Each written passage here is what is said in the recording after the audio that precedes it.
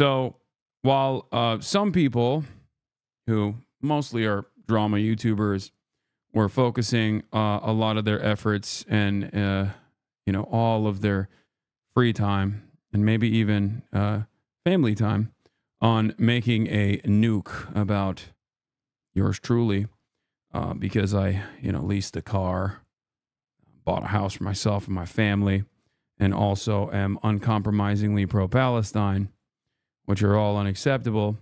Ryan Beard was actually compiling at least some of the details of a person that I consider to be a fairly large menace in the live streaming sphere.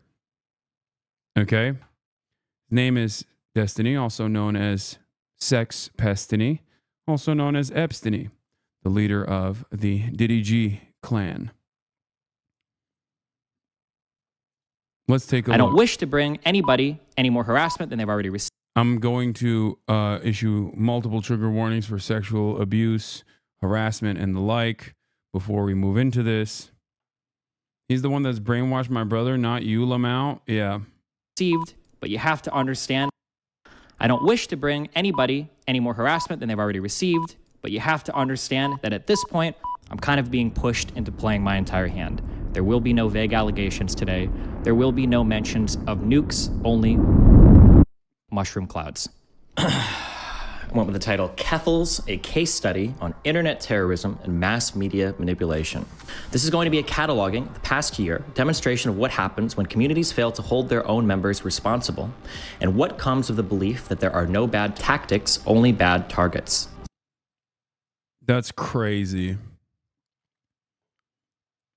Isn't this verbatim what him and Dan Saltman said about unleashing like complete warfare upon Twitch for the crime of initially banning Destiny and then also not banning me, even though Twitch has banned me in the past, but simply not banning me for my coverage on Palestine. Interesting that he's using this. It's going to be a careful documentation of lies. I'm not running around screen sharing people's nudes. I'm not having secret recordings of me in my apartment. Bro, I'll talk about anything all the time ever. Are we serious? So then the question stands, did you Lauren Southern? Scams. Every single person on the internet that is pushing NFTs is just trying to find a bigger sucker. You can basically buy and sell, or you can buy and sell like Twitch clips, and you get an NFT that you can get autographed by the streamer. And you know what? If you buy it, I can go right up here and click autograph, and I can sign whatever NFT you want me to sign. Okay? Threats. I think one of the funniest copes from Destiny's Cult was on the NFT stuff, where I think their defense of that was, well, he just thought it was like a fun, cute thing that people can buy, and it wasn't to actually make money, when originally his argument about NFTs was that if you're going to buy it to make money, then you're stupid. It's like, no, dude, he knew it was a fucking scam, and, you know, he copped the bag anyway. That's it. It's just like an insane... To me, I feel like this demonstrates... like messaging discipline. I think their Discord got an alert. You shot up 6K in 1 minute, probably. To me, this demonstrates messaging discipline, right? It demonstrates that you have designed your community in a way where you just straightforward have a cult-like attitude where no matter how obviously hypocritical your actions may be, you still have loyal soldiers and servants that will go out and push your message on these issues and are firm and committed believers in whatever you put out there.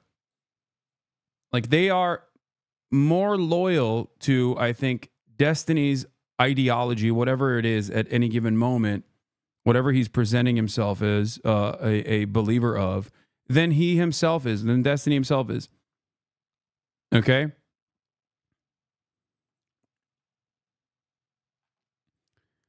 It was troublesome for sure. Doxing. I literally just doxed that girl the one that tried to throw egg on me like a week or two ago. I don't give a fuck about like doxing. And an utter lack of accountability. Melina recently confirmed that the sex tapes leaked by Destiny's former Jesus Christ. girl were shared by Destiny without her Nice, consent. good one, nice. If she has no legal recourse. I've got a whole bunch of super chats for you, Wick. Ready? Okay. Over the years, I've worried about the types of tactics endorsed by progressive communities. The uncomfortable distorting of narratives. Honestly, I'm pro-genocide. Like, it sounds really shitty, but like, I think that Israel should just drop its borders about where it is now, and basically Palestinians can go live in another place. That's really shitty, but like, that's about where I'm at. The grotesque shape-shifting of facts. Let's say there's a person that's like 30 years old and tries to like randomly sext like 14-year-olds and 15-year-olds. That wouldn't be, I don't think that would be considered grooming. The general inability to hold themselves to a decent standard of behavioral conduct. The rioting needs to stop. And if that means like white redneck militia dudes out there mowing down dipshit protesters that think that they could torch buildings at 10 p.m., then at this point they have my blessing, because holy shit. It was the tale of an internet bully given far too much power. Did you guys know that if a bitch breaks up with you and you send her nudes to everybody, even that's wrong, guys? On a mission to seek fame and fortune. So what's that look like revenue-wise? I think last time you said it was like 50K a month. It's probably a little bit higher than that now. Yeah. By building a career through vicious conflict. Actually kill yourself. Yes, kill yourself. We've allowed ourselves to gaze into the abyss for far too long. Destiny is the result.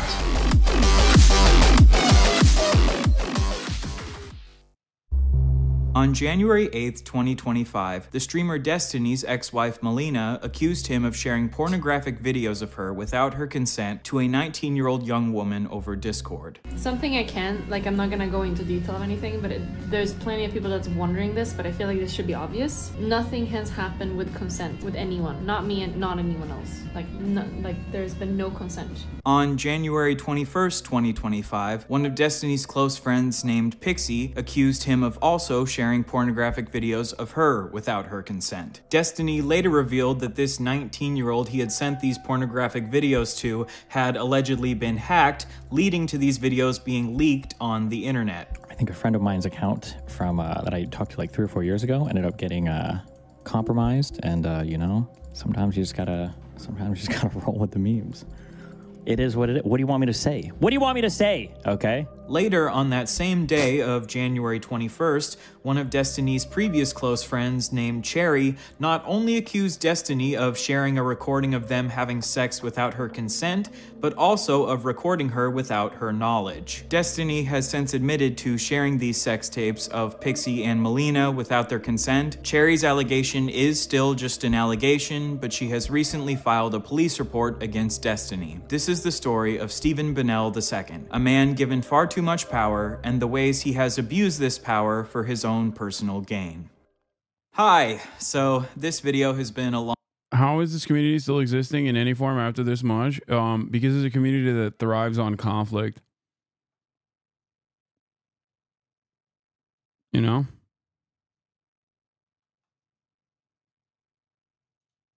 What?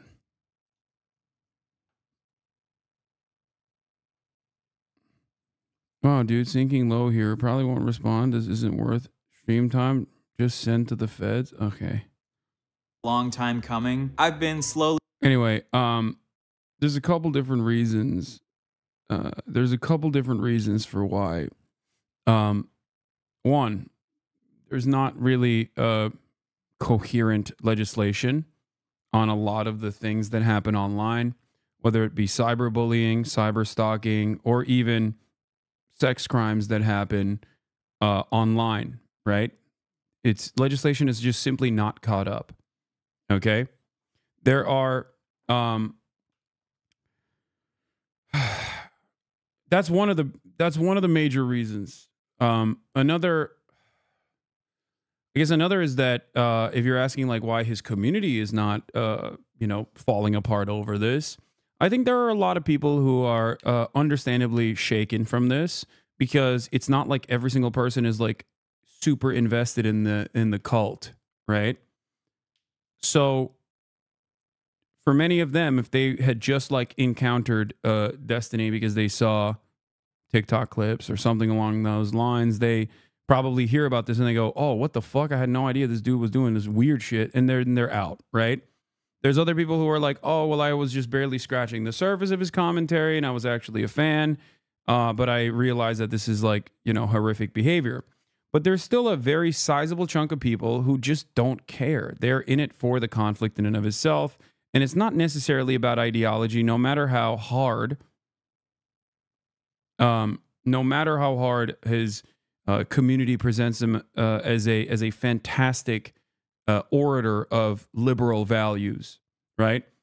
Something that's like very common, commonly shared in terms of like the most invested within the cult is like, I don't watch him for his personal morals. I watch him because he makes great content, or I watch him because he's a great spokesperson for liberal values, not recognizing the hollowed out nature of your own moral system when you say this person is a fantastic orator of liberalism, right?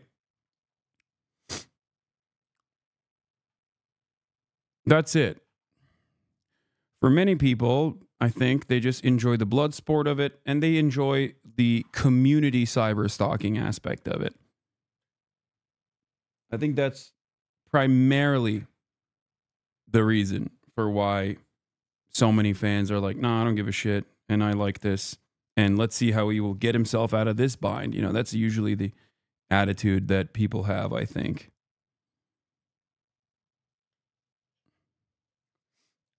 While Destiny is not the most knowledgeable, not the most well-versed on many issues that he speaks on, he does have an endless amount of confidence and carries himself with an incredible amount of confidence, and he is a very skilled orator, okay? He can basically get himself out of a bind by applying a lot of logical fallacies and rhetorical tricks in a way that I think a lot of swagged out white boys respond positively to, especially if they are relatively agoraphobic and don't have a lot going on. It's 4chan culture. Some people just like that edgy humor. That's what they want. That's what they demand.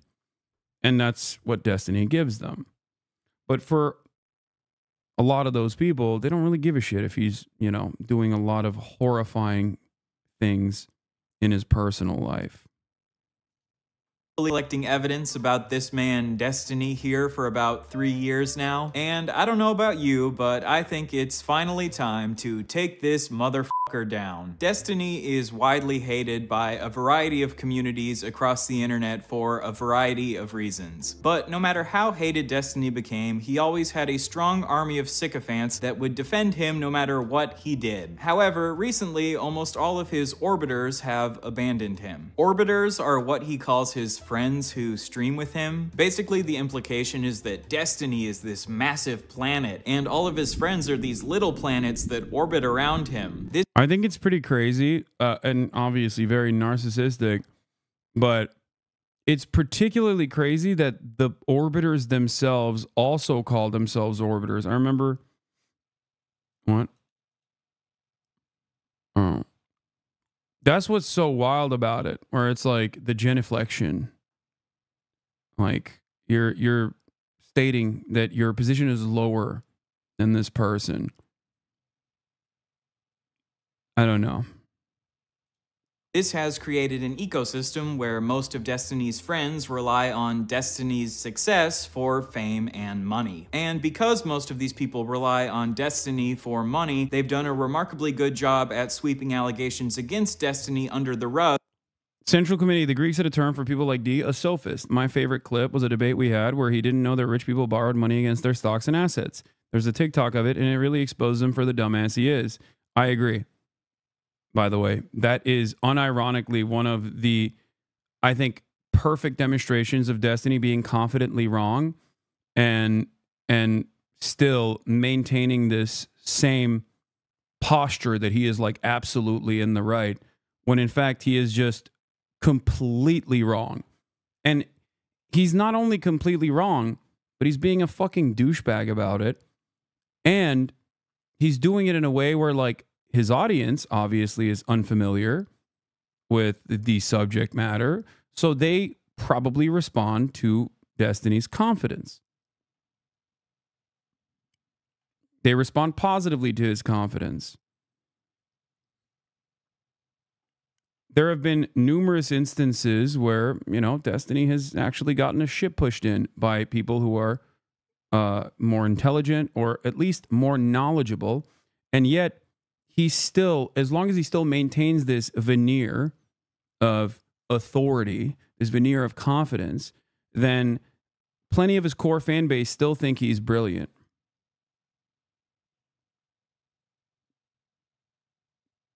He was watching the Nuke and refused to read the articles that you had mentioned and lied over and over, Ben, about your political beliefs and motivations. He's a creep. Yeah. For years. However, these recent allegations against Destiny have been so egregious that the majority of even his most loyal orbiters have decided to leave his orbit. Now, barely anyone is still defending Destiny. I just saw myself in this fucking collage, dude. Why? Oh my God, that's... Why am I in this, bro? Like, these guys also have this this attitude that, like, everyone that Destiny has encountered ever in his streaming experience is a part of the lore, a part of the Destiny expanded cinematic universe, whether they consent to it or not. You know?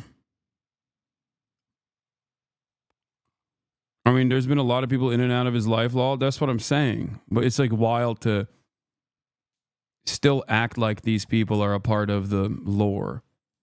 Or still a part, or even to act like it's lore anyway.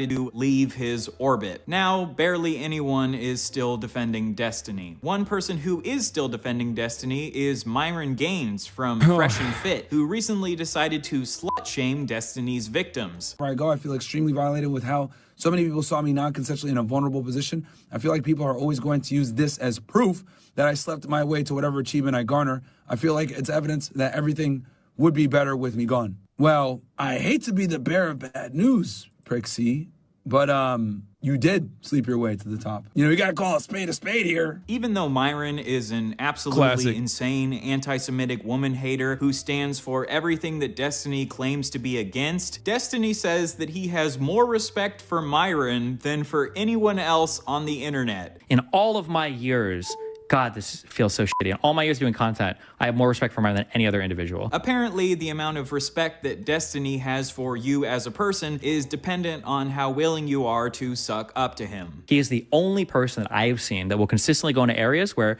there's so much like laughing and jokes and fun times to be had right here if he was shit on me, but he doesn't. He won't do it. I have some level of empathy for Destiny's orbiters because it is difficult to be stuck in a position where you financially rely on someone who is not a great person. But I have basically no empathy for Destiny because I believe that Destiny is a massive piece of shit, and I will hopefully demonstrate why I feel that way in this video. In this video, I will go through nearly every harmful action that Destiny has committed over the years, and then allow you to come to your own conclusions on whether or not you think this is a person who deserves anyone's admiration or respect. Before we jump into Destiny's actions from across the years, I think I should take a little bit of time to dispel some possible well poisoning that Destiny or his community DGG could try to attack me with. The first accusation they might throw at me is that I'm obsessed with Destiny. This is an accusation they like to throw at anyone who criticizes Destiny. Personally, I don't think it makes me obsessed with Destiny that I've been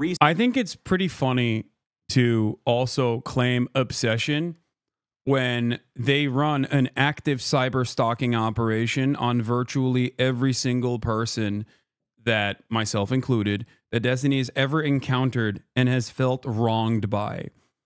Okay? So the idea that, like, it is actually the victims of the cyber stalking operations that are obsessed with him is so ridiculous, because especially considering this dynamic, for approximately 4 or 5 years over the course of the past 6 years, I rarely ever talked about sex pestiny. And the only time that I decided to change that was when he chose to defend Israel unconditionally and came out of the gate swinging by claiming that he was pro-genocide, as shown in the early stages of this video. So it is wild that he has spent, yeah, as Mike correctly points out, they watch every collab you and I engage in. They watch every stream. If they find a clip they can take out of context or frame it, they can screenshot where you look bad. They will try and make it go viral. It's actually hilarious how little success they've had. I wouldn't say necessarily that they've had little success. In terms of my career, of course, it's a rather difficult thing to tackle, okay, in its entirety. But if there's ever a person that you encounter in the wild that isn't actually familiar with my commentary whatsoever, but has a negative association with me, it's most likely a consequence of the obviously very dedicated smear operation that they have engaged in for the past 5 fucking years. So there is some level of, there's some degree of success on that, although of course it's not that successful. But yeah, they do this to every single person that they feel has wronged Destiny, including, but not limited to, someone like Ludwig, where they made a 20-minute long documentary about all the times Destiny was cool, because Ludwig, in a single tweet, said that Destiny had bad vibes. And when they failed in convincing him, they shit on him for being friends with me, and they still fucking attack him all the time. Like, for example, I'll give you an example, okay? They'll just start off with like an insane suspicion that normally would be relegated to someone who is hysterical, schizophrenic even. Hasan makes boss calls to Ludwig and actually dominates the entire streaming industry. Okay, this is a real conspiracy that they believe in, where Ludwig will make decisions entirely on his own, okay, unbeknownst to me. And these guys will turn around and go, oh, he did this because of Hasan. And they will continue along with that narrative, and they will spread it far and wide. So randomly, underneath any fucking like thirst talk or any kind of like new person being like, oh, I just started watching this Hasan guy, I really like him, you'll see a number of different insane conspiracies dedicated to me, including but not limited to the thing that I was mentioning. Oh, Hasan actually got really upset and offended at Ludwig, and he made a call to make Ludwig delete a part of his video or delete his video in its entirety. I don't even fucking remember. They literally have spreadsheets. They have dedicated websites to compiling all of this false information, and they have spreadsheets with clips that are clipped out of context to run the gamut whenever there's an opportunity. Okay?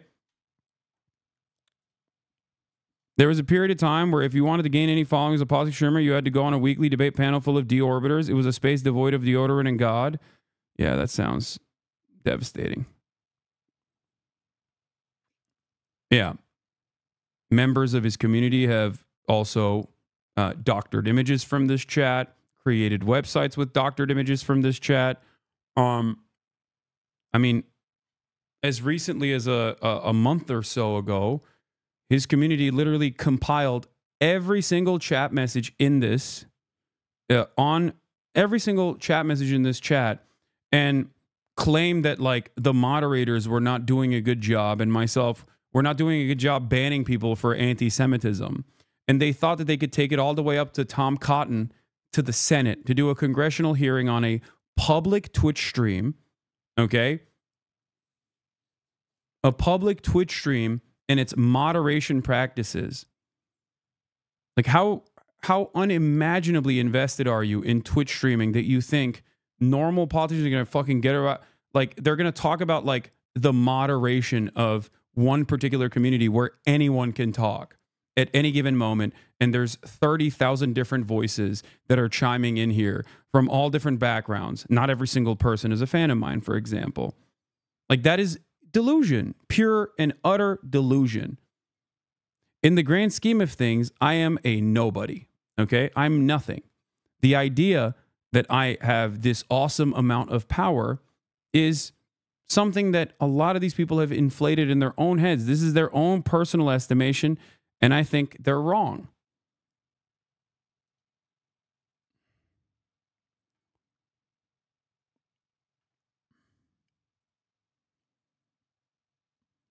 I actually used to be the head mod for the channel that Rando's Hippy Dippy. I left when he started having Dion a lot, but anytime D was in chat, it became nearly impossible to moderate and extremely toxic. Yeah.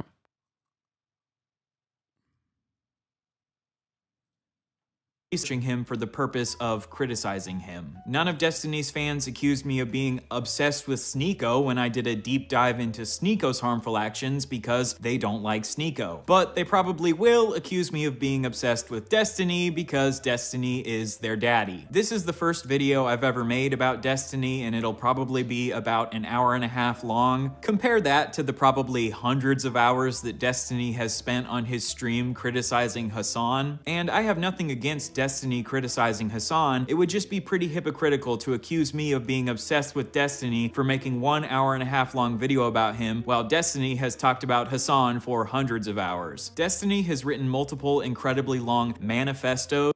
That's the other thing that, like, I just truly don't understand. It's the easiest thing to show. I have like what, 4 or 5 total videos with about Destiny in the past 6 years. Or not 6 years. I used to collaborate, as you guys know, with Destiny. But, you know, since I cut ties, I think a total of 6 videos in the last year, in the last 2 years. Okay, maximum. He has made 6 probably, you know, in a week.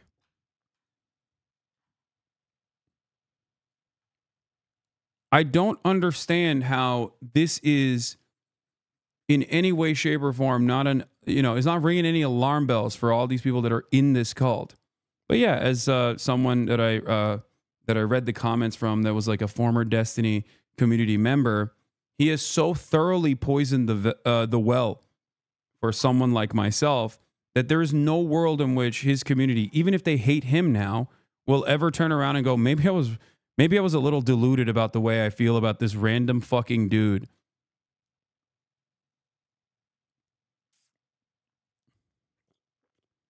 Does that make sense?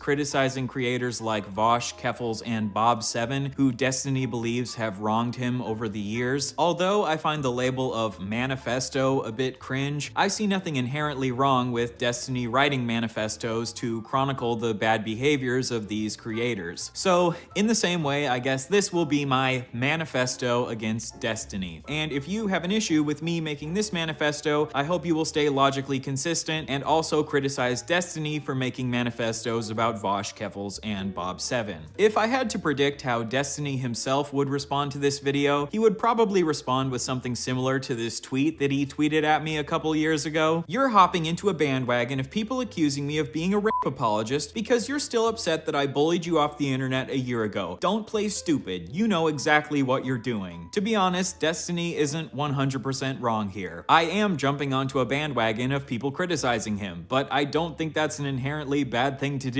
Destiny jumps onto bandwagons of people criticizing Hasan all the time. When Ethan Klein makes videos attacking Hasan, Destiny jumps onto the bandwagon. So when a bunch of people on the internet are criticizing Destiny right now for sharing women's sex tapes without their consent, hell yeah, I'm gonna jump. I do feel like this is very devoid of any sort of real politics as well.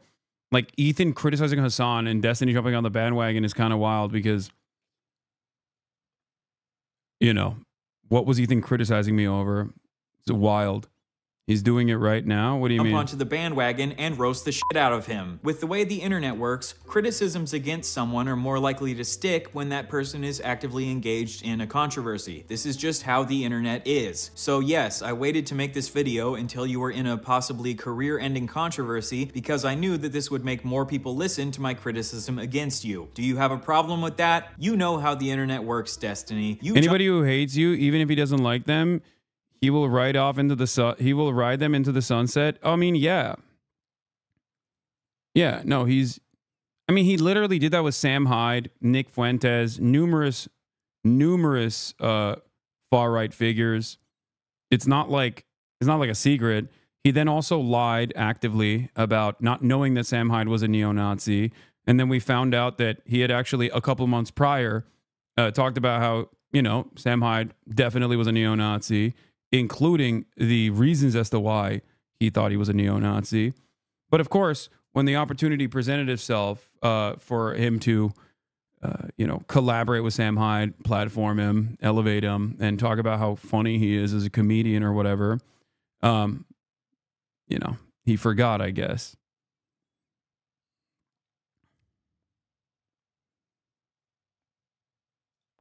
Onto bandwagons of criticizing people who are in controversies all the time. But now that the shoe's on the other foot, you're mad about it. All the other shit from all the other vultures and all the other communities that are like coming in trying to like make drama out of this, that don't give a fuck about any victims or any people involved, which is the majority of people. That's crazy. That, I mean, it's pure projection, I think. Yeah, everyone is just trying to make drama out of this and don't care about the victims at all. And also, I mean, that's literally what Destiny has done his entire career. That's how he built an audience that's so unimaginably toxic.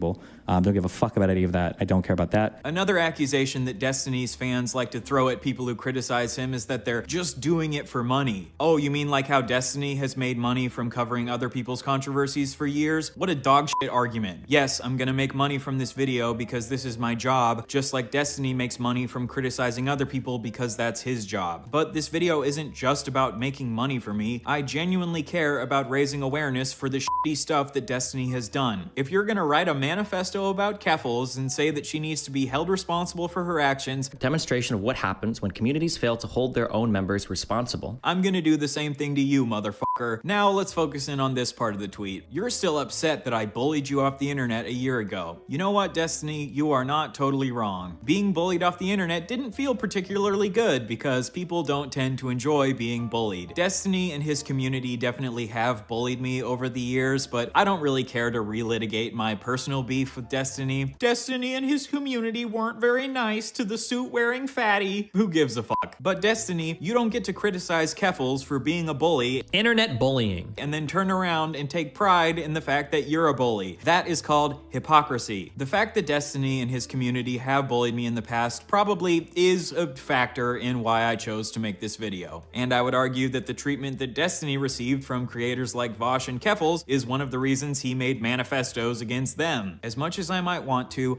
I am a human being and I can't fully separate myself from my own personal biases. And the fact that I have been bullied by Destiny and his community in the past does probably make me somewhat biased against them. If you feel like my personal bias against Destiny means that I'm not the right person to make this video, I respect that opinion and I encourage you to go watch a different YouTube video. But in this video, I'm going to try my absolute best to be as unbiased as possible and stick to the facts as much as possible. I am going to try my best to not view Destiny in bad faith, because I think even if you view him in good faith, he's still a piece of shit. I do feel like one of Destiny's tactics from across the years is to be incredibly mean to anyone he has a conflict with. So when that person eventually decides to make a video criticizing him, he can just write that person off as obsessive and just mad because he bullied them. As a supporter of yours, I would appreciate if you address some of the points made in the Britney video. She seemed to be pretty fair, especially in her conclusions. I don't have time to address every deranged, obsessive video that's made about me. I still haven't watched the Britney video.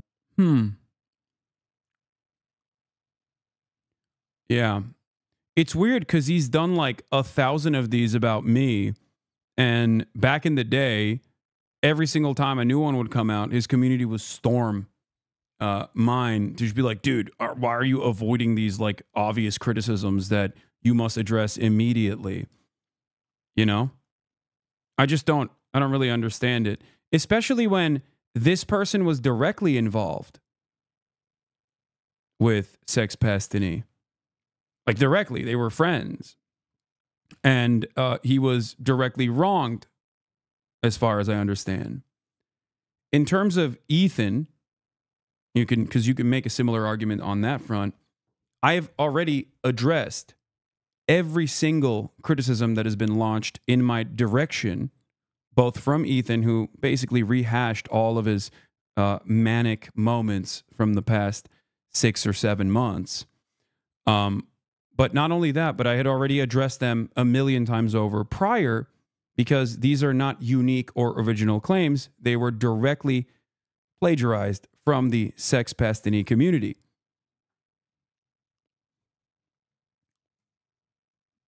So, That's it. Just add this tactic to the long list of tactics that Destiny and his community use to deflect criticism from themselves. The last criticism that Destiny and his community might make against this video is that I'm bringing up a bunch of old news that Destiny has already addressed. While that might be the case for some of the things I talk about in this video is not— Chuck Dies, thank you for the 25, get the subs. —being made for Destiny's community. I'm making this video for the broader internet, and the majority of the broader internet doesn't know about all of these past controversies that you might consider old news. Contrary to what you guys might believe, the entire world does not orbit around Destiny. If Destiny is going to be interviewing potential presidential candidates like Marianne Williamson, then I think the broader political community deserves to know about Destiny's past actions. Destiny has said before that he has nothing to hide, and people can't— It's actually truly shocking that it has taken this long for enough people to come out and be like, this is it, I'm done. I've been wronged too severely by this person, because he is left behind a body. I mean, he's left behind a trail of corpses throughout his career. Just people that he has so consistently wronged over and over again, who he still actually will routinely take shots at when the opportunity presents itself. His community considers this burning bridges. They consider it to be content, right? And the only thing that I think has kind of kept a lot of people from coming out and being like, dude, what the fuck are you doing? Is his active community of defenders who will engage in, sometimes, dare I say, sophisticated smear campaigns against everyone that has any sort of critical opinion over this man. Okay?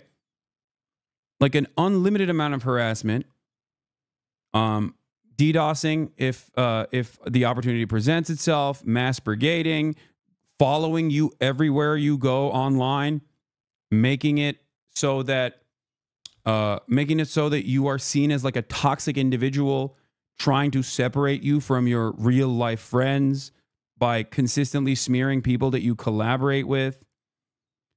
And he's been able to keep this together by actively gaslighting his audience and maintaining the presence that he's doing this for some higher liberal purpose.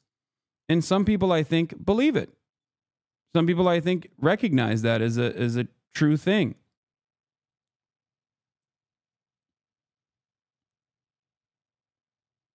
There have been instances of physical harassment that Frogan has withstood. There have been instances of even someone physically coming up to me in the real world as well at the DNC.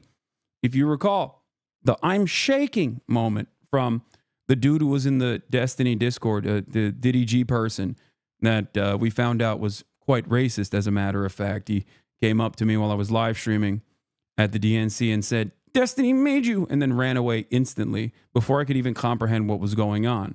We later found out that he was actually fantasizing about what to say to me, and that he was openly talking about how he was shaking. Hasan is right there. I'm shaking is the thing that he said. So, you know, and Destiny rewards that kind of behavior with admiration and recognition. That is the other side of this. He retweets when those things go viral. You know? Like he likes that. I think that's a very dangerous game to play. To be fair. Because you never know what some of your most loyal fans are capable of doing. So if you play fast and loose with urging them into taking direct action in the real world, that is extremely dangerous for other content creators, and perhaps maybe even dangerous for yourself. There will be legal repercussions if they actually do something insane. Expose him for anything that he's done in the past because he's open about everything he's done in his life. When someone else was trying to expose Destiny for his bad behavior, he sent these messages to his chat. So if he wants to expose me, that's fine, let him expose. But he needs to post receipts instead of just vaguely alluding to shit. There's literally nothing anyone could have on me for anything because I don't do anything bad/weird. I am the cleanest motherfucker in this entire scene. The worst anyone could ever have on me is fucking dick pics or something. He can talk about whatever he wants, but he should provide proof, not just baseless accusations / speculation. That's a wild statement. I'm the cleanest motherfucker in this industry is a wild statement. Alright, Destiny. In this video, I will provide plenty of proof and receipts to back up everything that I accuse you of. If what you said in these messages is true, then you should have absolutely no issue with me lying out everything that you've done over the years on the table. Are we on the same page? Great. Honestly, I feel like the fact that I feel the need to lay out all these preambles and pretext and shoot down possible criticisms before they make them should show you that Destiny's community have become masters at Yeah. I'm not in a cult, says man who's clearly in a cult. It is cultish. I mean, it is a cult.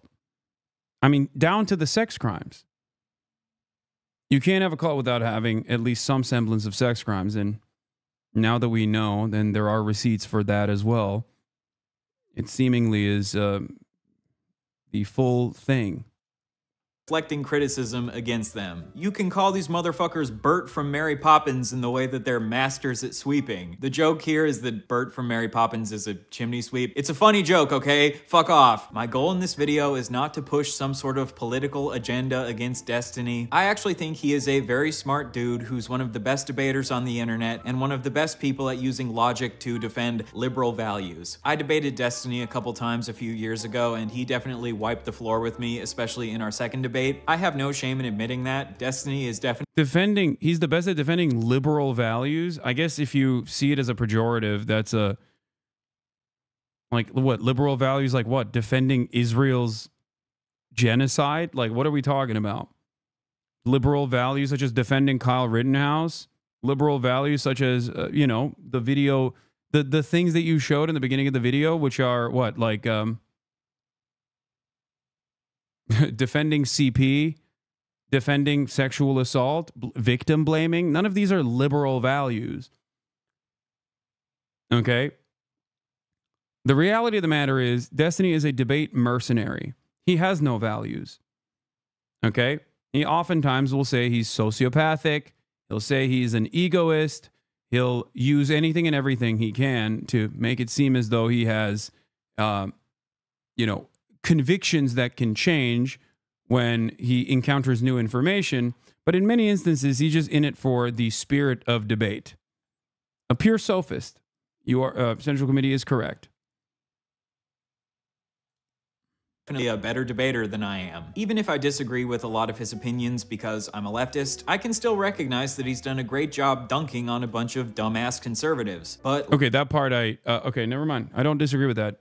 Yes, he is very good at going after lowest common denominator conservatives. In the only instance where he's actually gone after a conservative that is also a successful orator, Ben Shapiro, he just sat there like a little puppy and agreed on so much. So much so that even Lex Fridman said, wow, it sure seems strange that you guys agree on a lot more than you disagree on.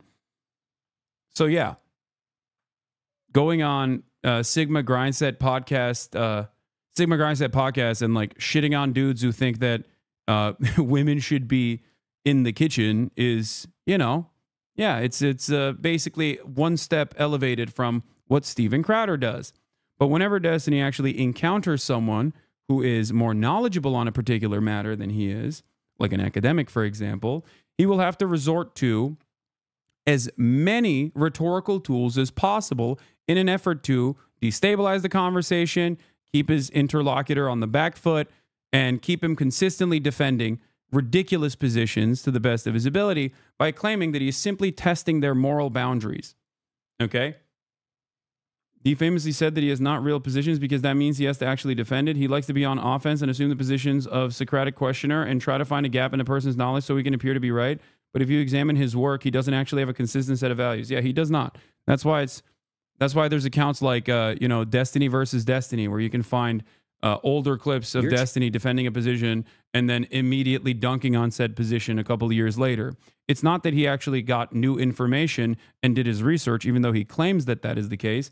It's because he's decided that he wants to defend that position now because it's a more fortuitous position for him, or sometimes a more edgy position for him, and that will garner him more attention and more love. People are like, hey, your chat has been spamming a ton of like really hateful shit. And like every YouTuber's like, wait, what? My chat? I had no idea. I'm just now hearing about this. I had no idea. It's like, bro, come on, really? Ethan Klein, if you want to have a conversation with me, I am available.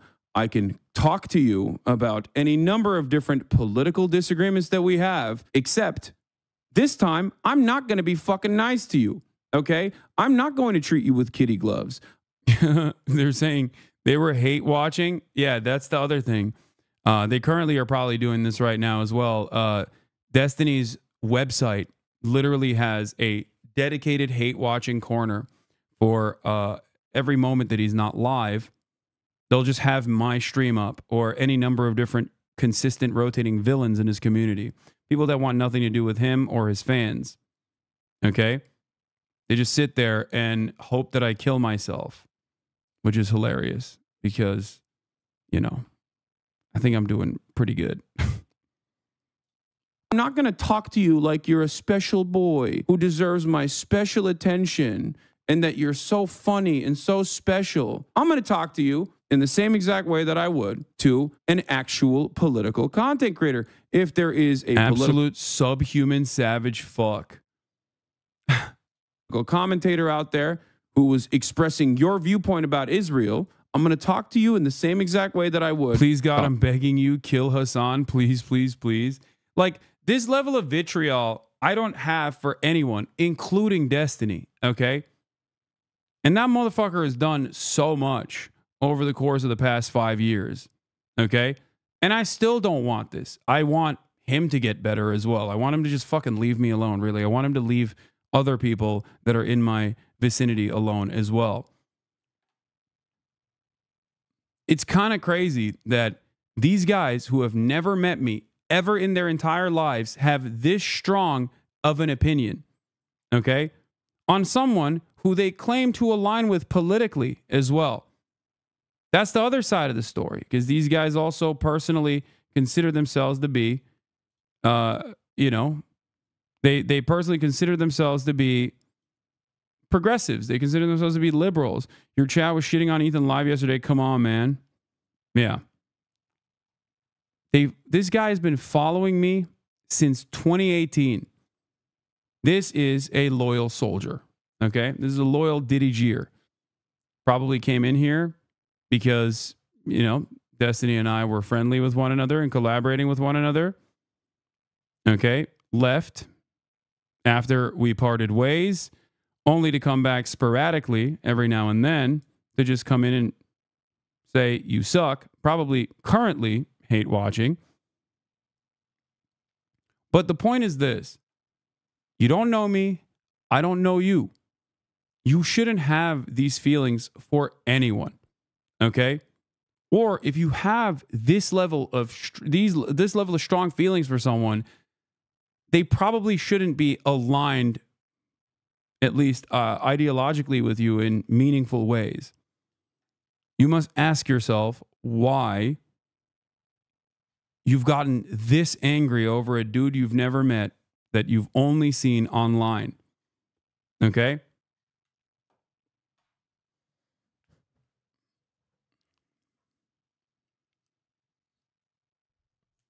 Like, the only group of individuals that I've seen this level of vitriol from, that I've received this level of hatred from, are fucking neo-Nazis online, and I get why they feel that way about me. You know what I mean? But it's just no different than the unhealthy obsessions that you see in any other stan group. Okay? But at least, like, K-pop has some decent output. You know what I mean? They make, like, cool music and shit. I just will never understand being this level of parasocial for a dude who just, like, is super toxic and tries to humiliate every single person that he talks to and is very confidently incorrect regularly. So when you also repeat those statements that you hear from him and you regurgitate that, you also end up becoming confidently incorrect. Or just overall a toxic person to be around that people in the real world are not going to want to be around at all, because you constantly find yourself debating them on minutia. Them, okay? So if you think that I'm afraid of you, I think you and I both know that that's not the case. I think you and I both know that There's a reason why, despite the fact that you and I have very similar enemies, some of which you've turned into your friends, even after they got, unfortunately they got out. I have hopefully his plane back home crashes. That's fine. Very similar enemies, some of which you've turned into your friends, even after they got, unfortunately they got out of the sex pest. But don't try to fucking pull a Sam Cedar on me. Guess you can't really do that with Destiny now, can you? Since, he was outed as a fucking sex pest. It's got to sting a little bit. As a content creator, you have a huge ability to sculpt and shape how your community acts. But if your chat is like wall to wall, like fuck these people, fuck these, that's behavior that's coming from the top down. And if you're not like taking steps to do anything about it, you're not addressing it at all, you're basically co-signing it.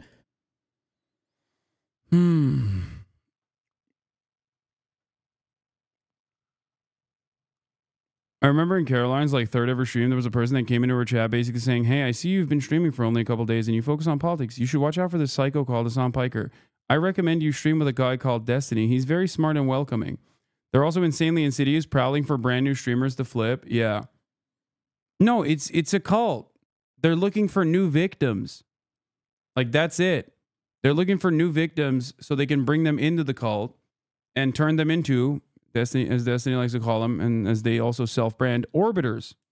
Okay? There's sexual favors that could be traded in the process as well, clearly. Okay? But ultimately, it's just a cult.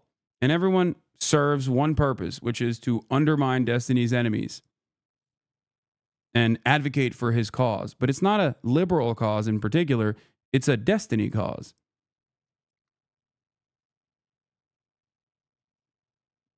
That's it. Did Caroline take that advice? Well, considering that I've known her for almost a decade, I don't think that she was going to take that advice.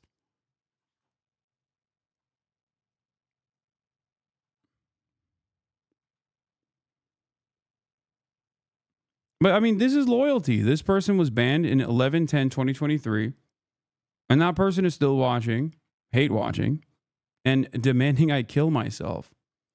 I think between you and I, one of us is closer to suicide than the other.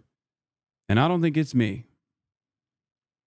If that's the kind of behavior that you're engaging in on a regular basis, you don't have a lot going on in your life. I would recommend you get help as fast as possible and you try to snap out of it. Please. It's just projection.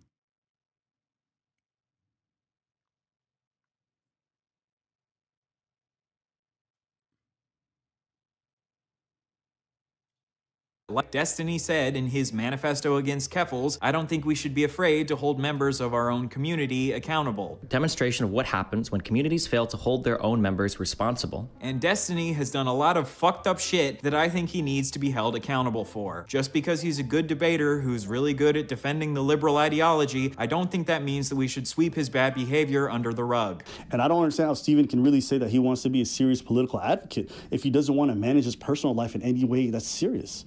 Why should the DNC involve you in anything that they want when your personal life looks like a fucking train wreck that's going to be bad PR for all of them? Why should anyone want to spend time debating you on these bigger platforms if all you're going to do is bring fucking tarnishing their reputation, right? It's if you're serious about this, you should make this sacrifice. And if you can't, then I don't think you really care about the political positions that you claim to care about. My goal in this video is to simply lay out all of his actions from across the years that I consider harmful and allow you to come to your own conclusions. All right? Let's get into it. In this video, I hope to establish a pattern of how Destiny over the course of his career has repeatedly taken advantage of and harmed women and occasionally children, and how he has advocated for a world that makes it easier for people like him to harm women and children. We'll start by going through Destiny's harmful behavior towards women, then we'll take a detour to his harmful behavior towards children, and then we'll loop back around to his harmful behavior towards women again. Sound good? Well, it's not going to be. Around the end of 2011, Destiny sexually assaulted a woman on his live stream. I'm not using the word allegedly here because we have video of him doing it and he has openly admitted that it was sexual assault. I would say that in my streaming career in the past, totally publicly, I completely and totally assaulted a girl on stream before for like fucking 5 minutes or whatever. I got super fucking drunk and was like grabbing her fucking breast the entire time. Later, Destiny has attempted to downplay his actions here by tweeting, "I was drunk off my ass literally for the first time in my life." And he said that at the time he didn't understand how bad it was, but now looking back years later, he understands that it was reprehensible behavior. And at the time I figured like, oh, well, you know, we're gonna fuck anyway. Like it doesn't matter. Like she's chill or whatever. Like I'm drunk, it doesn't matter. Like at the time I'm thinking like, you know, oh, it's not a big deal. But like looking back, I'm like, okay, wait, this is like really, really, really reprehensible behavior. But if you go back and watch the clip, immediately after assaulting her, he says, "Listen, I'm gonna apologize to you so much tomorrow." Listen, I'm gonna apologize Yeah, to you say sorry. so much tomorrow. Why would you need to apologize to her tomorrow, Destiny? Is it maybe because you understood that what you were doing was wrong? To me, this shows that even in his incredibly drunk state, he knew that what he was doing is wrong. And obviously, being drunk does not absolve you of your actions. Otherwise, we wouldn't criminalize drunk driving. You've come here to this stream to defend drunk drivers to me. This is a common tactic with Destiny where he'll half take accountability for something, but half try to downplay it by saying, "Oh, I was so drunk at the time. Oh, I didn't understand how bad it was at the time." But I'm calling bullshit. You understood that what you were doing was bad, even back when you did it, because you were an adult, not a baby. According to this woman, Destiny has never directly apologized to her, even though she would like him to. She acknowledges that he has indirectly apologized on his stream, but my question is, did he apologize? I would bet anything if you DM'd him to come on stream, he would bring you on to talk about it. Dude, it's like this is what I mean. This is what I mean in terms of like his fan base and the way that they operate. Like everything's content. It's like, oh, just come on the stream. Come on the stream. And he'll apologize for it publicly.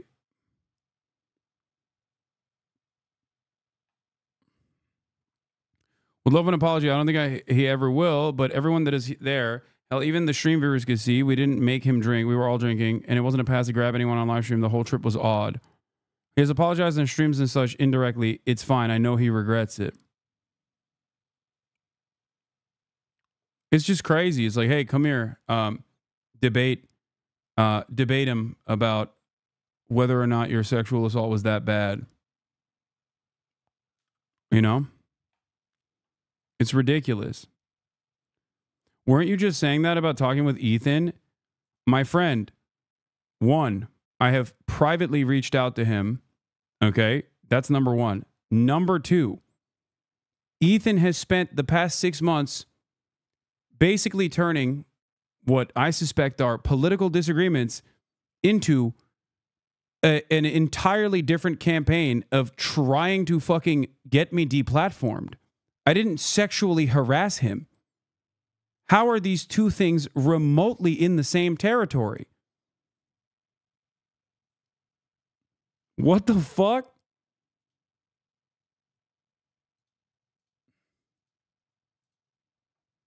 You're a sociopath. We know who you are now. Why are you propagandizing? You're a sociopath. I used to love your Twitch, but you're a monster. You're a propagandist. You're a propagandist.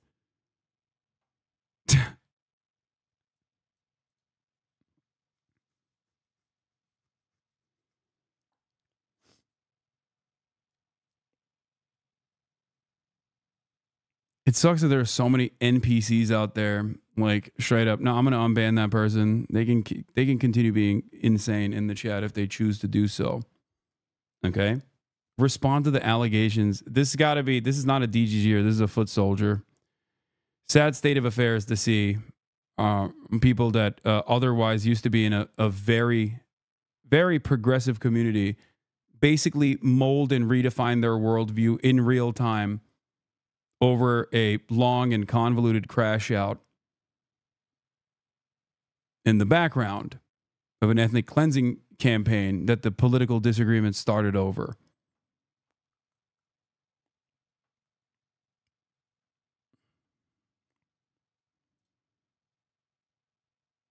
I hope that you can come to terms on your own without being, motivated by anyone.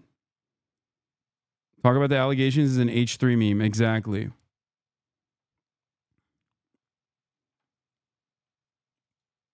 on his stream to save his reputation, or did he apologize because he was genuinely remorseful? I will allow you to answer that question for yourself as we go through more of Destiny's pattern of behavior from over the years. In 2012, Destiny shared private nudes of a woman he had been sexting named Blue Tea with his friends. Destiny will often claim that the reason for his actions are because he was provoked into doing them and he had no other choice. I'm kind of being pushed into playing my entire hand. That was part of Ethan's video, is that you're a propagandist and he thinks propaganda is equals lies.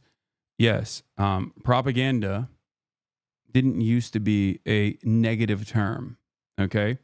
I had a literal show on the Young Turks called Agitative Propaganda. Okay? That's number one. Number two, I will always be honest with you about my political perspectives on any given issue. Do you understand? Propaganda is no different than saying public relations.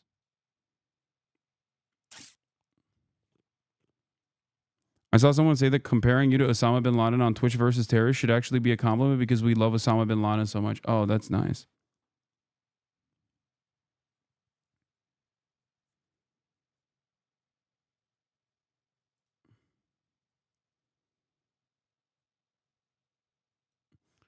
I've legitimately seen on stream chatters linking a docs of a chatter about shit. It's insane.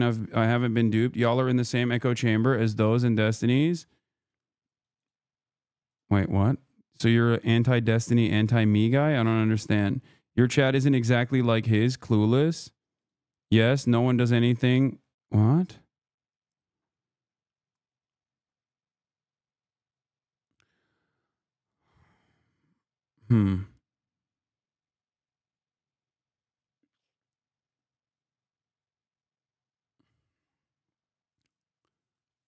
Once again, just keyword search Hasan on his YouTube page and then keyword search Destiny on mine. And I think you will arrive at a very quick conclusion that there is no parody here. No parody whatsoever. I suspect that you are a bit of a conservative chatter, if this is the perspective that you hold.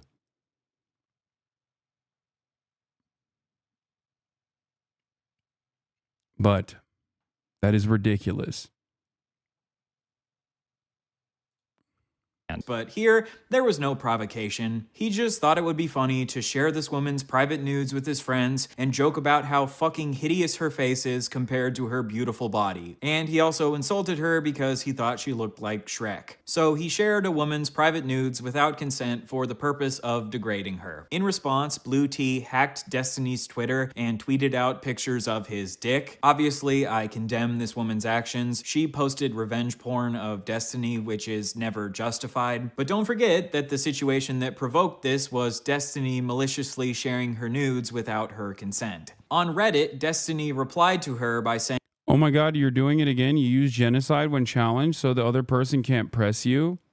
He's talking about Gen again. OME. You always somehow bring up genocide as soon as you get challenged. In the context of myself and Ethan Klein's disagreements over Israel, yes, genocide is the main issue. This is not a simple deflection. And I think the quicker you understand that, the easier things will be for you. Just because Ethan keeps deflecting away and has probably mentioned the word genocide significantly more times as a humorous quip, both in his video and in general throughout the past 16 months of genocide, okay? That should be a little alarming to you if you do truly care about these values. This isn't to say that Ethan doesn't recognize what Israel is doing as a genocide. I'm not entirely certain on where he lands on this issue because I think he does change his mind quite a bit. Okay? My conversation or my argument surrounding Ethan was that it was pathetically selfish to basically look at hundreds of thousands of people dead underneath the rubble, cholera outbreaks, famine, entire city blocks destroyed, and look at all of that and say, but what about my feelings? I think having a back and forth conversation revolving YouTube drama on the backdrop of a genocide is ridiculous. That was the point I was making. Not that I didn't have any time to do anything else, or not that I was simply using genocide to deflect away from honest criticism. Okay? I think it is incredibly scummy, like true heinous scumbag behavior, to look at all of these atrocities and basically try to use that to air out your own personal grievances with another person that you used to have a podcast with because you felt some type of way about your own progressive community coming to conclusions on their own over your own personal output on this issue. That's it. You can keep saying, I'm simply deflecting away. What have you actually done for Palestine other than platform yourself for money?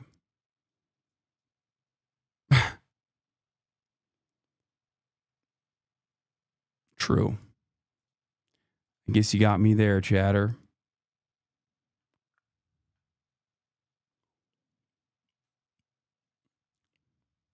I don't think I'll be able to ever... there's literally clips of you using the genocide card. No, dude. No. What you're referring to is Ethan cynically clipping shit to make it seem like I'm saying, oh, I just can't talk to Ethan. I'm too scared of him because there's a genocide going on, and not what I just described to you. If I am the primary target here, okay, don't you think that my perspective in this matters? Or do you think you can just keep repeating it over and over again? It doesn't feel like you care about the truth of the matter whatsoever, or even my perspective. You're in here simply to say genocide card, which is a gross fucking statement to make regardless, especially when, you know, I have fairly actively covered all of these atrocities that have happened over the course of the past 16 months. And not only that, but that is also part of the reason why I have been endlessly harassed by the ADL, Destiny, and even Ethan fucking Klein.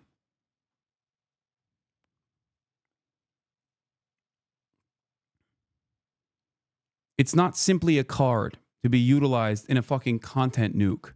Okay? That's the point that I'm trying to make. And yet many people don't understand that. Ethan used a lot of clips of chatters trying to derail during Gaza content that make it seem like you shut down conversation using the word genocide, not because you were mid-coverage of mass murder. Yeah, it's gross. It's a really gross and really fucked up thing to do. It is a morally repugnant thing to do. Okay? A lot of people, I think, they fall victim to the whims of narcissistic people online in the simplest terms. Okay? That's it.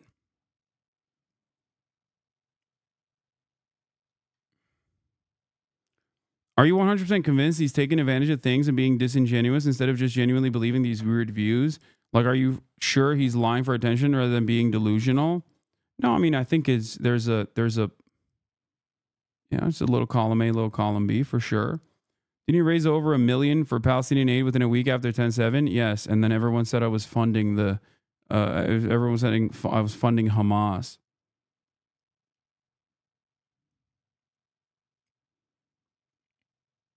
Anyway, I'm gonna keep watching this video no matter how hard you guys try to derail it.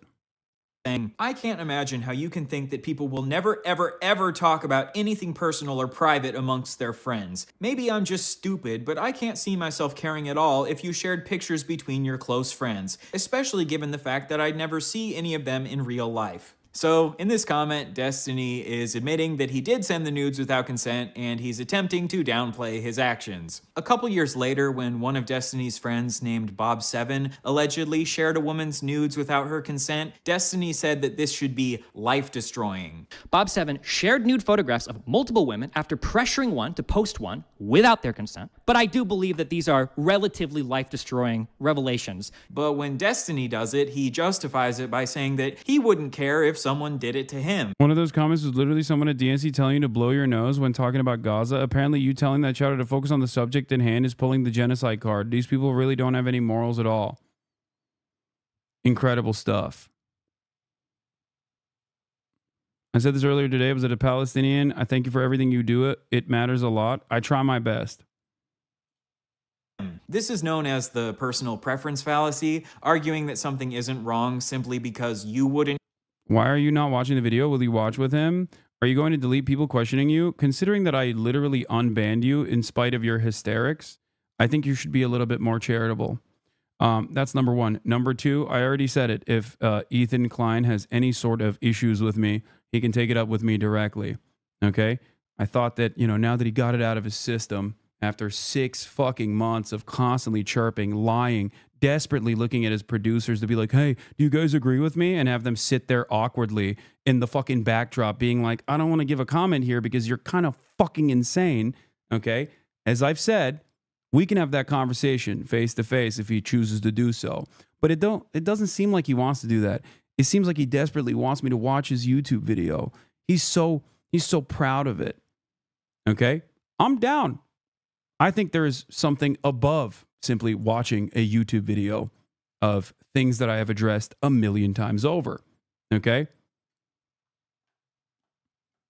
Saying that while defending a dude that censors his comments, chat on Reddit is really funny. I know. Also, speaking of censoriousness, okay? Speaking of censorship, I mean, Ethan is literally deleting every fucking critical comment under his fucking YouTube video. That's number one. I wish I was a millionaire like you. Wait, what? Okay, I don't know what this has to do with anything. Ethan is literally 100 times wealthier than I am. What the fuck? But okay. As I was stating, Mr. Comments are hidden on this video. Mr. I'm banning paid members on the live stream because they dare to question me is over here fucking, you know, as his fans being like, you're engaging in censorship. At least this time on the fucking content nuke that he put together after 6 months, even though all that came out was just a dud after all of that work, the thing that he decided to do was delete comments before they got any sort of motion whatsoever.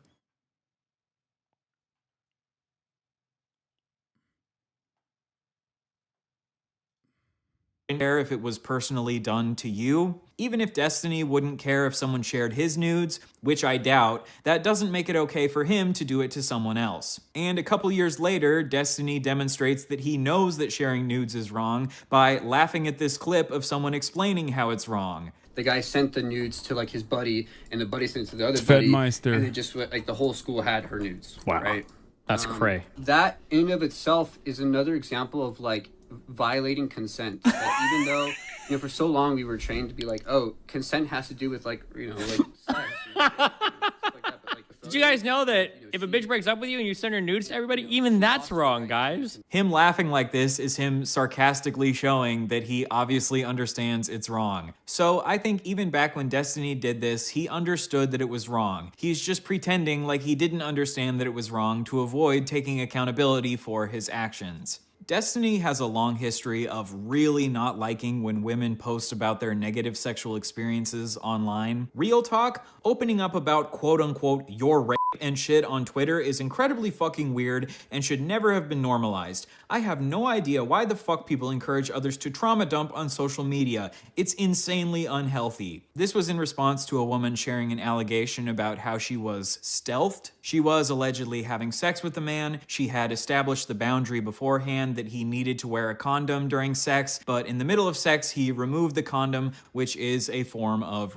rape. I agree with Destiny that sometimes trauma dumping on social media can be unhealthy, but sharing allegations on social media obviously has the possible benefit of holding people accountable for their actions. And putting the words "your rape" in quotation marks obviously implies that he's casting some level of doubt onto her story. It's one thing to wait to see evidence before you fully believe someone's story that they post on social media. It's another thing to instantly cast doubt on their story just because you're annoyed that they decided to post about it on social media. This controversy started because Destiny had retweeted someone who tweeted, "If you knew he took off the condom and you couldn't even bring yourself to say anything, you shouldn't be having casual sex." bunch of people got mad at Destiny for retweeting this, so then he tweeted, "If you are noticing someone is taking a condom off and you can't say anything, you probably don't have the emotional maturity to engage in sex. You should probably just grab a caretaker or something and stick to masturbating to furry porn. Sorry."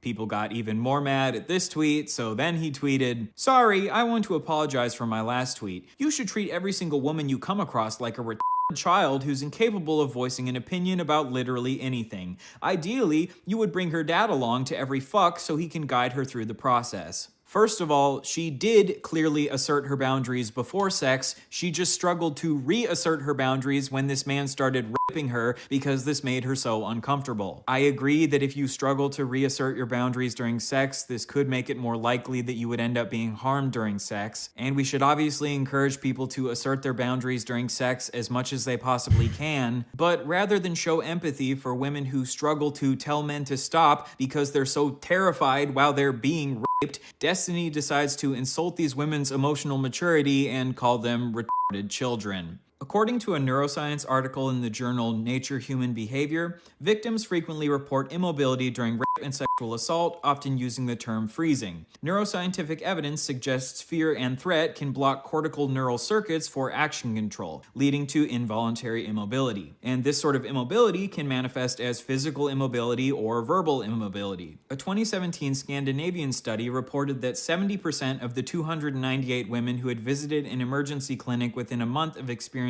sexual violence had experienced significant tonic immobility or paralysis when it happened. So when women struggle to reassert their boundaries while they're being raped, this isn't because they're retarded children with no emotional maturity. There are actual neurological reasons for this behavior. When the streamer Hans of Harkir brings up the fact that these women could be having a freeze response when they experience stealthing, Destiny disregards this and says that a victim couldn't possibly have a freeze response just from seeing a man take his condom off. Freeze up is some shit where you're like in a fucking traumatic situation and somebody's doing some crazy shit. Not like you look down and you see that some asshole is trying to slip a condom off. Like, oh, I'm frozen out. I can't fucking think. I don't take the condom off. I'm fucking completely frozen. Bro, what the fuck kind of 14-year-olds are you fucking? No, are you serious? But according to a 2010 study titled Facing Freeze, Social Threat-Induced Bodily Freeze in Humans, even negative social interactions can trigger a psychological freeze response in some people. The more fear someone is experiencing, the more likely they are to have a freeze response, but even a moderate amount of fear can still induce a psychological freeze response. And seeing someone non-consensually removing their condom during sex after you've established that they need to wear a condom absolutely could cause enough fear to induce a freeze response. The way that Destiny chooses to mock these women who claim that they do have a freeze response while being stealthed is just really fucking gross. I don't know what else to say. Oh, I'm frozen out. I can't fucking think. I don't take the condom off. I'm fucking completely frozen. I think this is from the person who is the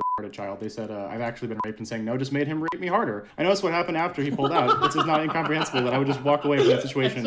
It sounds like she needs to stop having casual sex. To be clear, I don't think that Destiny is saying it's okay to stealth people, but I do think he is choosing to mock women for something that is outside of their control. Obviously, women do have some level of control over reasserting their boundaries during sex, and we should always encourage people to assert their boundaries as much as possible. But if someone is struggling to reassert their boundaries because of a freeze response when someone is raping them, maybe we shouldn't call them retarded children. After this controversy, the absolutely brilliant trans activist known as Keffels decided to make a false allegation against Destiny. She claimed that Destiny himself had stealthed a woman. Oh yeah, meanwhile he stealths people, which is legitimately a form of rape. Insane. As far as we know, this is totally untrue. Destiny himself has not stealthed a woman. He was just a massive asshole to a woman who was stealthed. To give Keffels credit, she did acknowledge soon after this that she was wrong and Destiny actually didn't stealth anyone. Wait, I don't... This is wild because, like, rarely ever do you have just so many people that fucking despise me fighting each other all the time.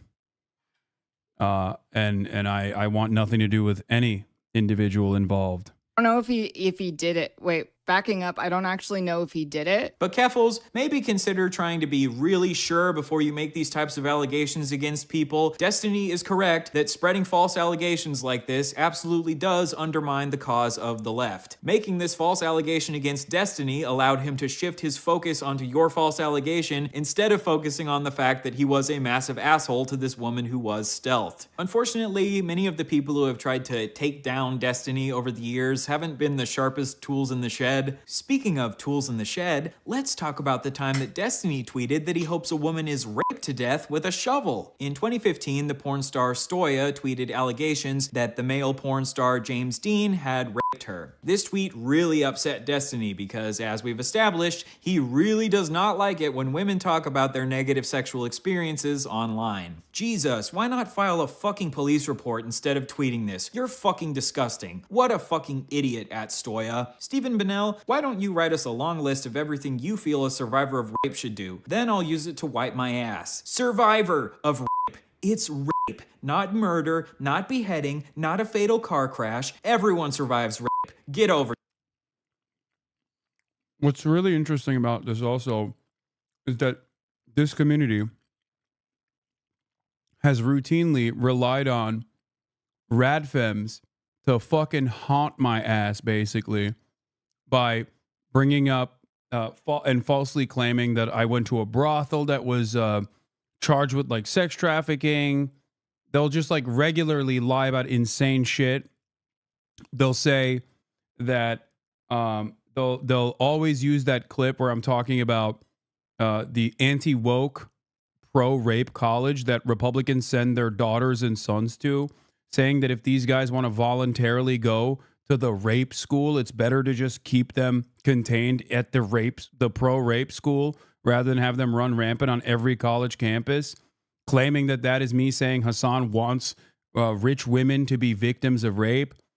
And people see those things and not realize that it's coming from the community helmed by this fucking asshole and just get up in their feelings. It's so easy to manipulate large groups of people and get them to be on board with a fucking cause. It's crazy without anyone ever doing like their due diligence. Yourself. Survivor of rape here. Hello. Want to talk about how hard it is to go on every day? Kill yourself so you don't have to live with the pain. So rape survivors should just get over it because at least they didn't die. And if they're dealing with a lot of pain or trauma because of their rape, they should just kill themselves because if they kill themselves, the pain will stop. Very cool, Steven. I have no idea why anyone has ever accused you of being a rape apologist. This should go without saying, but obviously it's good for rape survivors to file police reports to hold rapists accountable, but police reports don't always lead to rapists being held accountable for their actions, which is why sometimes it's good to post about it on social media. At least Destiny will be happy that the woman he allegedly recorded while they were having sex without her knowledge did file a police report against Destiny. Good job, Cherry. You have done things in the Destiny-approved way. Right after this, Destiny got into an argument with another woman about how James Dean didn't respect Stoya's safe word. How does this slug still have an audience is such a funny question to ask, because there are a lot of people who agree with him. There are a lot of people who just have really awful perspectives.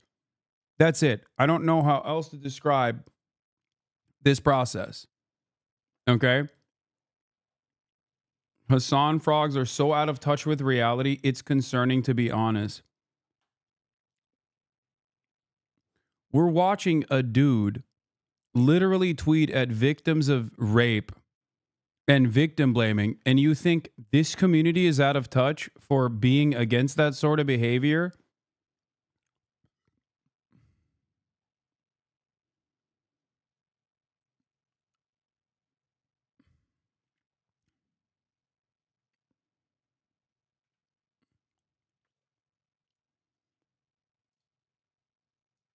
Are you okay? Why are you voluntarily defending this, what you're seeing Stephen on Bennell, screen? ignoring a safe word and not stopping when someone asks is ignoring consent and is rape. Go fuck yourself. Kill yourself, you fucking cunt. I hope you get raped with a fucking shovel until you bleed out your fucking vag and die. Holy. This right here is probably the most violent, vitriolic language that I have ever seen Destiny use in his entire career on the internet. And it just so happens to be in response to women talking about their negative sexual experiences. My question after seeing all of this is, why does Destiny have such an intense hatred for women talking about their negative sexual experiences on the internet? Is it because he just cares so much about these women and he doesn't want them to harm their own mental health because trauma dumping on the internet can be really damaging for them? Or is it maybe because a culture where women feel comfortable coming forth with allegations on the internet can lead to women like Pixie and Cherry and Melina coming forth with allegations against people like Destiny, exposing them for being massive pieces of shit? I will again allow you to answer that question for yourself. We'll get back to Destiny treating women like shit a little bit later on, but now let's pivot to Destiny harming children. For some strange reason, a lot of people like to label Destiny here a pedophile. So in the next section, we'll get to the bottom of whether or not Mr. Bunnell here really is a certified EDP 445. Is Destiny really a pedo, or are these just false, slanderous allegations meant to try to dethrone the debate bro king? Let's find out.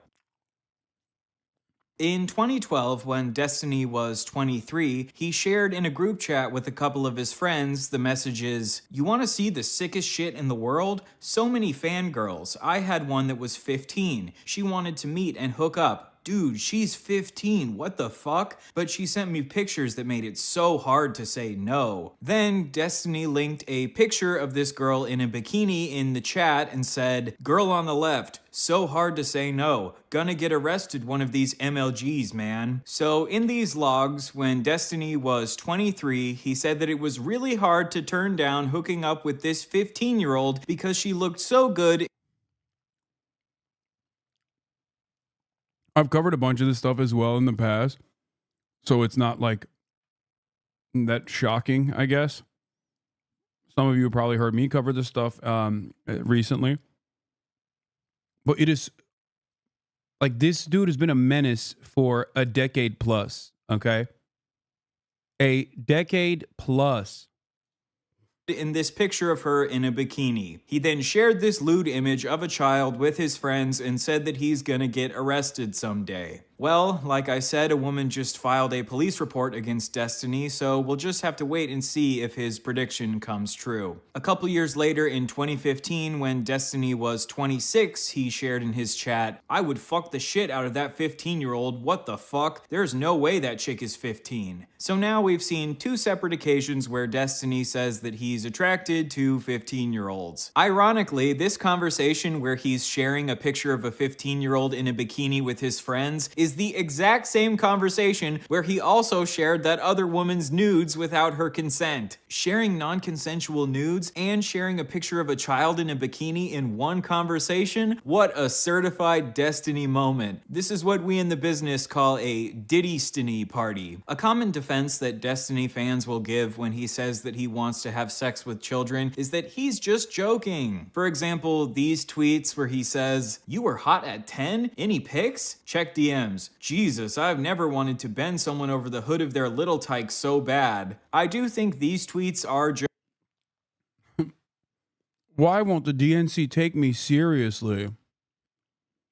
jokes, very strange jokes, but I don't think that him saying he wanted to hook up with this 15-year-old was a joke. You know that classic prank where you send your friends pictures of kids in bikinis and say how hot you find them as a joke? And to help prove that this wasn't a joke, here are some clips of Destiny doubling down on his attraction to this 15-year-old in a debate with someone named Mr. Mediker. Of course, of this chat log, I was talking with a bunch of other esports guys, and we were basically talking about how crazy the fucking jailbait is in the gaming communities. It's ridiculous. I think I said something along the lines of like, there are 15-year-old chicks that are like hot as fuck that will like try to send you pictures to like fuck you at events and shit, and it's like, you have to be really careful when you navigate that. So what is the admitting to jerking off to 15-year-olds then? What is that in relation to? I never admitted to jerking off. I think I just said like this, I think the log is something like this 15-year-old chick was trying to send me, or was sending me pictures of herself and she was hot as fuck. It's like really hard to like turn down some of these people. I think Wait, how old was she? She said she was 15. So you did get pictures from a 15-year-old? Not nudes though. Sorry, I should specify. I think a couple pics of her like at the beach or some shit. But in swimwear? Yeah. So you're getting swimwear pics for 15-year-olds? Yeah, hell yeah, dude. This shit is fucking crazy. Shit is fuck. So, in these clips, he says that some 15-year-olds are hot as fuck, and he admits to sharing a picture of this 15-year-old in a bikini to his friends. So, is Destiny a pedophile? Well, he admitted that he finds some 15-year-olds hot as fuck, and he sent his... Well, his response to this would be, actually, it's a phobophilia. Pedophilia is being sexually attracted to a different type of minor, an even younger minor, which, you know, problematic for obvious reasons. His friends a picture of a 15-year-old in a bikini because he found her so attractive. A lot of arguments with Destiny about pedophilia end up getting wrapped up in semantic debates about labels instead of focusing on the facts of the matter. If you call Destiny a pedo for being attracted to a 15-year-old, he'll launch into a tirade about how, pedophilia is the attraction to prepubescent children and 15-year-olds are post-pubescent. So therefore, by calling me a pedo, you have slandered me. So then you go, okay, I guess you're not a pedophile, you're an ephemophile, because ephebophilia is the attraction to teenagers aged 15 to 19. So then he'll go, no, ephebophilia is the primary attraction to mid to late adolescents. I'm mostly attracted to adults. I'm just a little bit attracted to children. There are 15-year-old chicks that are like hot as fuck. So therefore, I am not an ephebophile, and you have slandered me yet again. Also, there's nothing inherently wrong with ephebophilia, because 18-year-olds and 19-year-olds fall under the category of ephebophilia, and there's nothing wrong with being attracted to adults, so your normative position condemning ephebophilia in its entirety is already a flawed premise. And even if I was a pedophile, there's nothing wrong with being attracted to children. It's only bad if you act on that attraction. So therefore, you have slandered me in countless ways, and my community will now harass you for years. See how you've now had an exhaustive masterclass on how Destiny and his community operate on literally this issue. 20-minute debate about labels instead of focusing on the fact that Destiny admitted to being attracted. I hate to be pedantic, but in the law, the word pedophile means being sexually interested in any child, which is defined as a person under the age of majority, which is 18 in most states in the world. So calling them a pedophile is totally valid. To me, I think ephebophilia is basically a substitute term where you're just saying like, no, you don't understand. I want to fuck fuckable minors is what you're saying. So you still think like some minors are fuckable. Got it.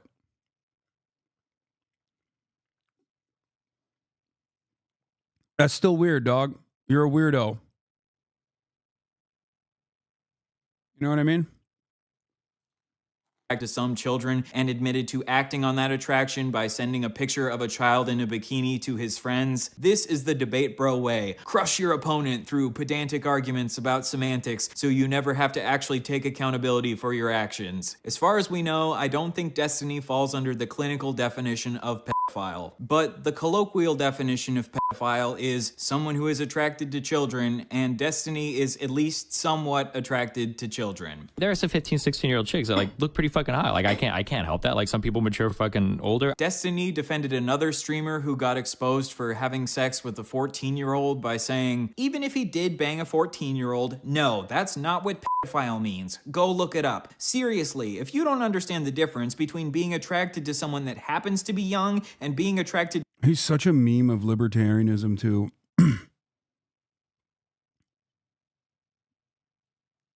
It's pretty fucking nuts. It is kind of crazy that so many people just hear all of this and still kind of go, nah, that's my goat. Go look it up. It's actually ephebophilia.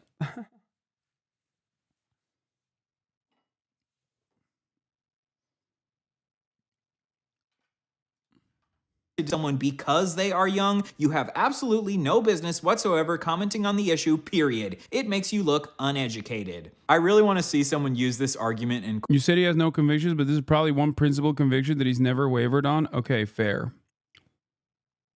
It seems like he does actually have a somewhat consistent attitude on this issue for the past 15 years.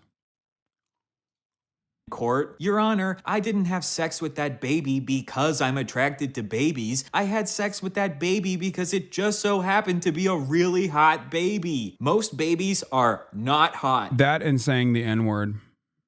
That's true. But every once in a while, one of those extra special babies rolls their stroller on past my goon cave, and I just can't help myself. But this does not make me a pedophile. You look really uneducated right now. You know what, Destiny? You can feel free to have your pedantic definition of pedophile that only applies to being specifically attracted to prepubescent children because of the fact that they are prepubescent. And I can say that I think you are a freak for saying as a 26-year-old that some 15-year-olds are hot as fuck, and for as a 23-year-old sharing around a picture of a 15-year-old in a bikini. Deal? The next child-related Destiny incident is when him and his friends, the Bro Squad, watched an 8-year-old boy shake his penis for them on a live stream. I shouldn't tell this because I'm gonna get fucking arrested. Or Child Protective Services. I used to be part of this horrible thing called the Bro Squad, okay? Fucking me, if you remember that fucking Cheeks bitch, and fucking a couple other people that have never been on my stream before, we're part of the Bro Squad, and what we would do is we would go around Justin TV streams, trolling the shit out of these people.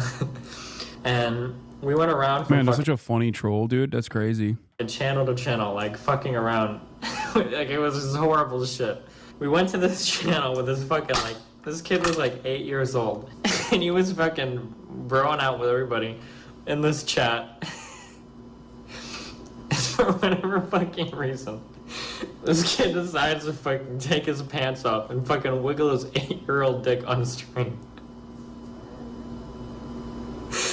I can't even believe it. Oh my fucking god. It was like, I didn't even know, like, we were on... Dude, epic troll, man. Epic troll, sir. Epsteiny. Guy, we were like, holy shit. Like, we had to do, like, a double take because we didn't even fucking know, like, what the fuck was on. Like, we were looking at, like, an 8-year-old dick, like, on the fucking screen. And his fucking brother, we called him Captain Push-Ups, would, like, come in the room. And this guy was, like, fucking 14 years old. He had his shirt off, and he was like this. Like, watching this stream the entire time and shit. Oh, my God. As far as what Destiny says in this clip, they didn't ask the child to pull his pants down, but I still think it's very bad that him and his Bro Squad didn't immediately click off of this live stream the second that this child exposed himself. If a child exposes themselves to you, I think you have a moral responsibility to immediately click away from that shit. But I guess Destiny and his Bro Squad thought it was really funny to sit and laugh while staring at an 8-year-old's penis. Next, a couple years later, Destiny planned to kill a kid. Apparently, this kid was DDoSing Destiny's website. DDoSing is when you overwhelm a website with fake internet traffic, causing it to shut down. And because Destiny's website was shut down, he was no longer able to make money from it. Oh, I did troll the shit out of the DDoS kid. That's a guy, that's one of the people, like, legitimately, like, I was so, you have no, like, it's actually kind of scary, like, how close I was to getting people together to go down to his house and kill him and his family. Or it would have just been him and his father. Because I didn't know anything about it. Dude, that was some of the most fucked up shit in my entire life. I was so fucking close to doing it. But I was making so much money on Twitch, and I don't know if Nathan was involved in yet, but for whatever reason, I decided that the current life I had wasn't worth the risk of... Oh my god. Oh my god, I was so close to this fucking address. I had fucking streets mapped out and fucking you had no fucking idea. That's when I first started getting an interest in, like, owning a weapon. I got a permit to own a gun and everything. Destiny obviously never went through with killing this kid, but the fact that he legitimately planned to kill him is unhinged. Were you really considering it? Yeah, of course. It's actually kind of scary, like, how close I was to getting people together to go down to his house and kill him and his family. How old was the kid in relation to you? I think the kid was probably 16. I think I was 22. Destiny has defended this to this day, saying that if someone is stopping you from making money, this justifies killing them, even if they're a child. If you came outside every single day and some guy was slashing your tires and he wouldn't stop and you called the police and nobody wanted to do anything, despite having proof for it, you're like, well, I'm gonna have to attack this dude and maybe even kill him. Yeah, sure, go for it. Obviously, I agree that someone maliciously taking away your primary source of income is incredibly bad, but I think there are a lot of other possible avenues you could explore before jumping to the nuclear option of shooting a child. As much as it obviously sucks to lose your income, I think if you need to choose between killing a child in cold blood and losing your Twitch revenue, you're just gonna need to put the fries in the bag and get a new job. The next child-related Destiny incident is when he encouraged an infamous lolly or drawn CP artist to draw a picture of his 6-year-old child. This artist is a man named Shadman. Wait, what? You might recognize Shadman.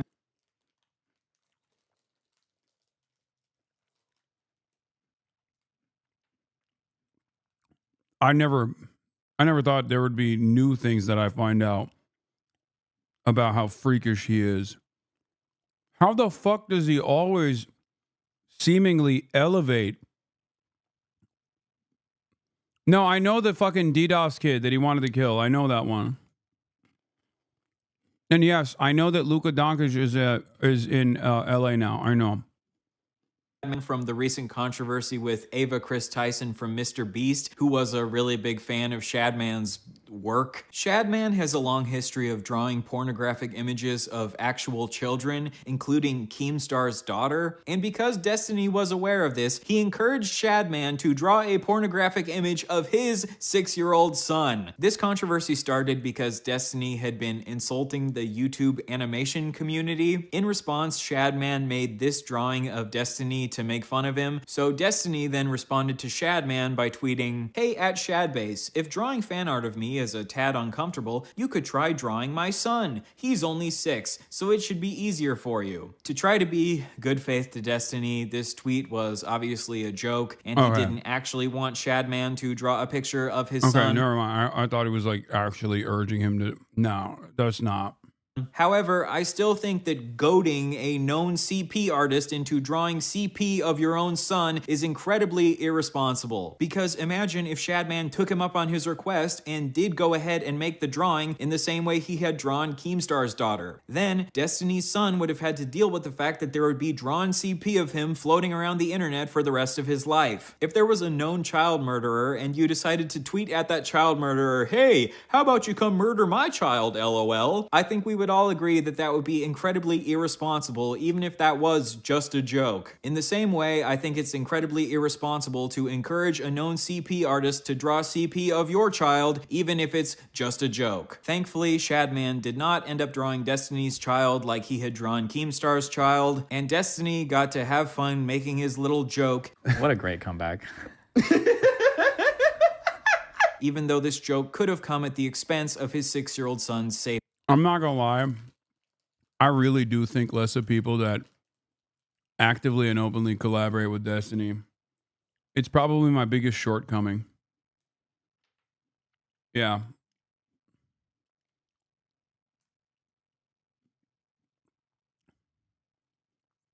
Straight up. I think it is. I think it is a shortcoming.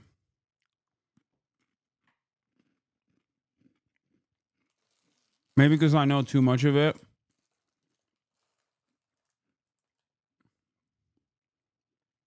Maybe some people don't know.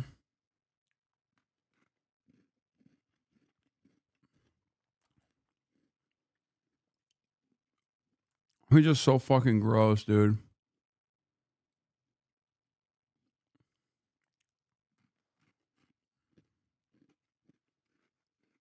Like, it doesn't mean I hate you. Right? But I really do think there's a tad bit less of you, you know?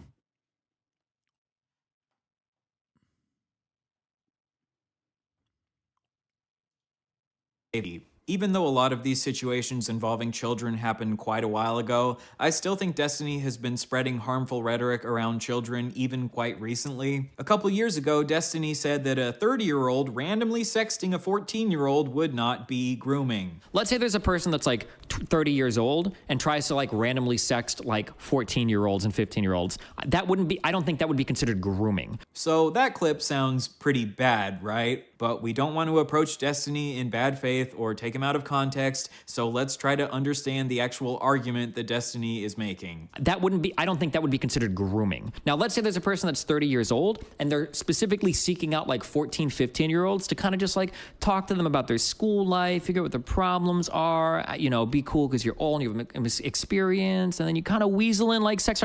That's like grooming, right? That would be like grooming. So Destiny's argument is that a 30-year-old randomly sexting a 14-year-old isn't grooming, but if a 30-year-old tries to weasel their way into a 14-year-old's life and slowly manipulate them into sexting them, this would be grooming. But this argument goes against the definition of grooming. The definition of grooming is the action of attempting to form a relationship with a child or young person with the intention of sexually assaulting them or inducing them to commit an illegal act. Guess what, Destiny? Nowhere in that definition does it say that grooming has to be a slow process. Grooming is just forming a relationship with a child for the purpose of sex. A lot of times grooming is a slow process because they have to slowly break down the child's boundaries in order to get them to have a sexual relationship with them, but sometimes grooming can happen very quickly. For example, in situations where the child already has some established level of trust with the person who is grooming them. In this clip, Destiny is talking about influencers who sext their underage fans and saying that these influencers sexting their fans wouldn't necessarily be grooming because grooming is a slow process. The reason that influencers are often able to groom their fans so quickly is because their fans already have an established parasocial relationship.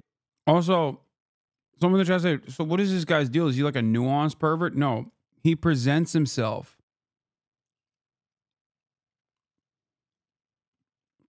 He presents himself as a nuanced pervert, and sometimes it's purely for the spirit of debate to make it seem like he can defend an indefensible position, and other times it is because he's trying to use the nuanced pervertry to basically aesthetically look like he's winning the argument. That's it.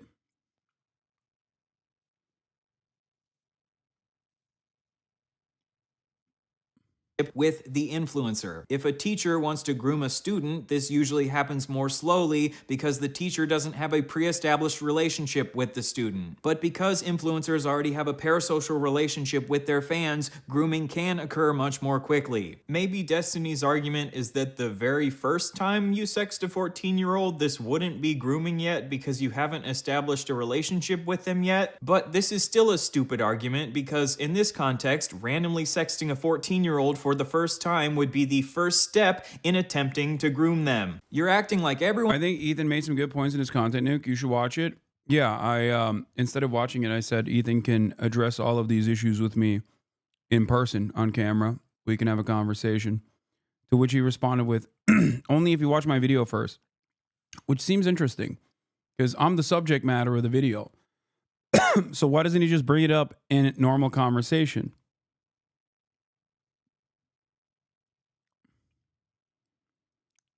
And no, I don't think that he actually brought up good points.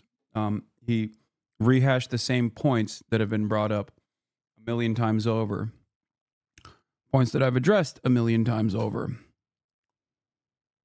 Just lie and say you watch it off stream. I see no reason to lie.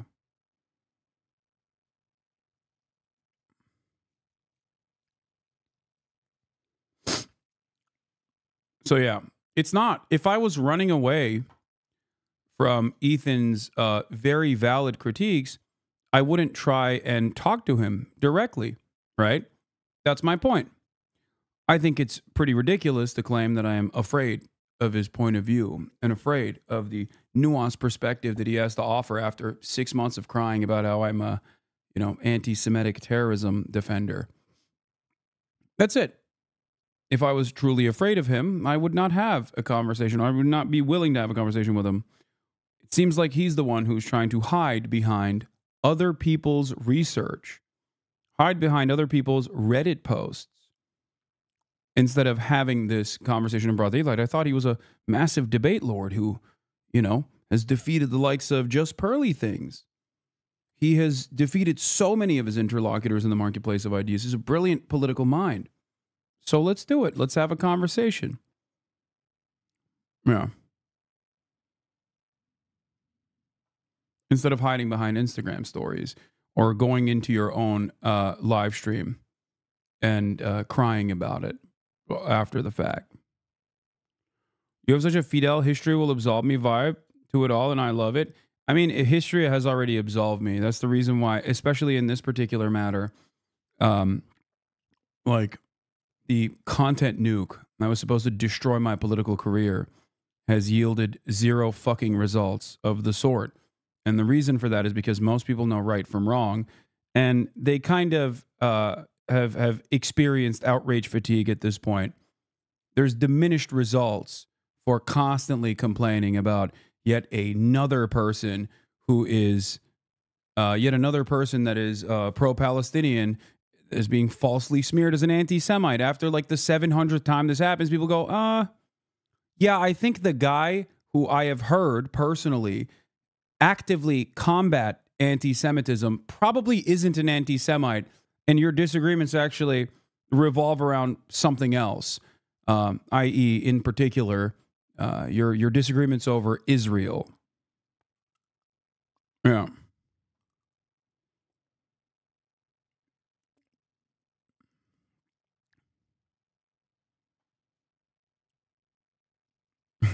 People will be like, man, Ethan made some really good points. Meanwhile, his video is literally just saying, like, I'm HasanAbi.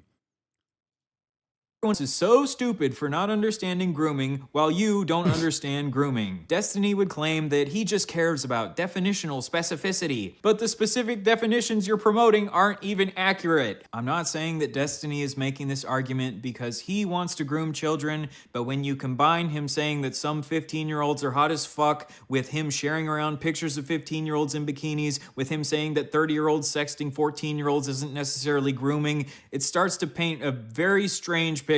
Destiny also got really mad that people were labeling Drake pedophile. He even had a debate about why it's totally fine for Millie Bobby Brown at 14 to be texting Drake about relationship another advice. classic. When you say he's texting her and he wants to give her dating advice, what if she's the one that brought it up first? Should he say something like, I'm sorry, but it's inappropriate for me to talk to you about high school boys? Or what? Like, what? Yeah. You do it all the time. When some young person comes up to you and starts saying some weird stuff, you just sit there with this 13-year-old and then you start having conversations extended about them about dating? Yeah, I have before. What do you mean? No, would I tell if a young person came up to me and they were asking me questions about some like boy problems or some shit? Yeah, I'd probably say, yeah, of course. What do you mean, I'm a 35-year-old man? Of course I'm going to have better advice for them than some fucking random high school person. Yeah, of course. Wait. If a 15-year-old girl came up to me and she's like, there's some weird shit going on with a boy in my high school, I'd say, oh, no, don't talk to me, honey. Go ask another 15-year-old boy or ask your fucking mom and dad who are going to tell you to never talk to any boys ever. No, what the fuck? Hold up. Do you think you should be talking to them about sex? It depends on the context. I don't give a f. What do you mean? If a 15-year-old asks me and she's like, I think I'm going to f this guy at school unprotected, yeah, I'd probably say, bro,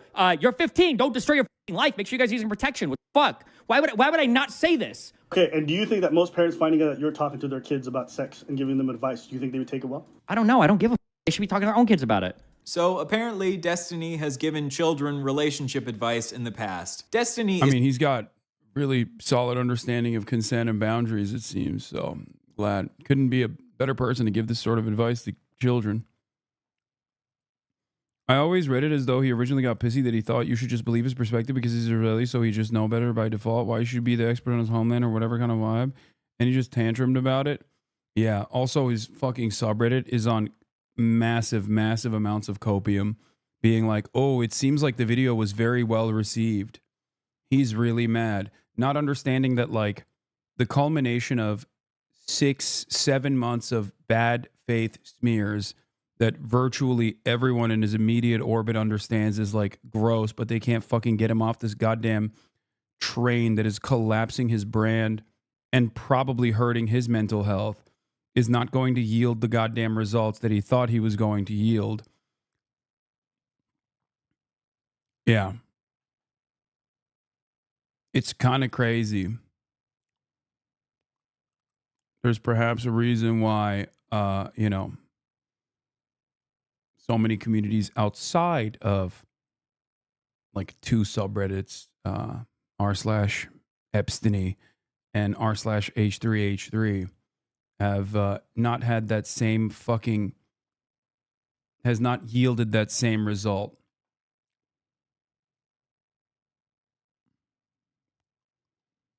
There was also just like numerous, as far as I understand, he made statements about numerous things that are just objectively false. Genuine question, do you hold any animosity towards the crew? No, of course not. I do not. I get it. They need to make money. I understand.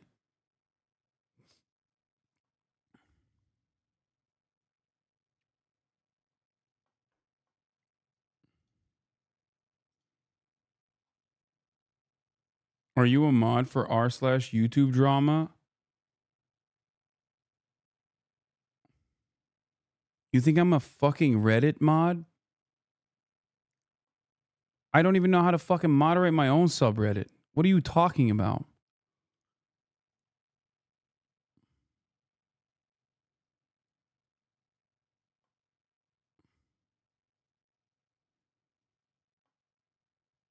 That is an Ethan community talking point.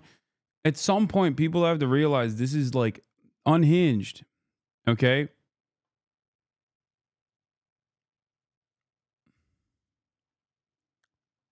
Like, there is a reason why you are engaging in these sorts of insane conspiracies, because the reality does not match the expectations.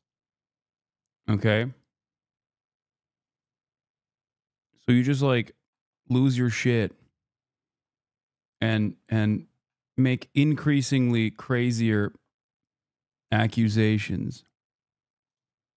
Is famously really great at relationships, so I'm sure these children really appreciated his sage words of wisdom. But if there's one thing that nobody would ever say about Destiny, is that he makes good personal life dating decisions. Destiny also says that he thinks he would give better relationship advice than a child's retarded parents, and that he would give a child sex advice even if this would upset the child's parents.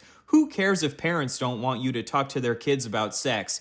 Destiny understands your kids better than you do. Destiny, you're a rule utilitarian, right? You believe that we should establish moral rules based on what generally leads to the least amount of harm. But you don't think that it would be good to establish a general rule that it's not safe for 31-year-olds like Drake to be texting 14-year-olds like Millie Bobby Brown about their relationships? Of course, there can be hypothetical situations where this isn't harmful and the adult actually does have good intentions, but in general, I don't think it's safe for children to be having these sorts of private conversations with adults. And I think it is totally reasonable to side-eye Drake for having these sorts of conversations with Millie Bobby Brown, especially because he kissed a child on stage. How old are you?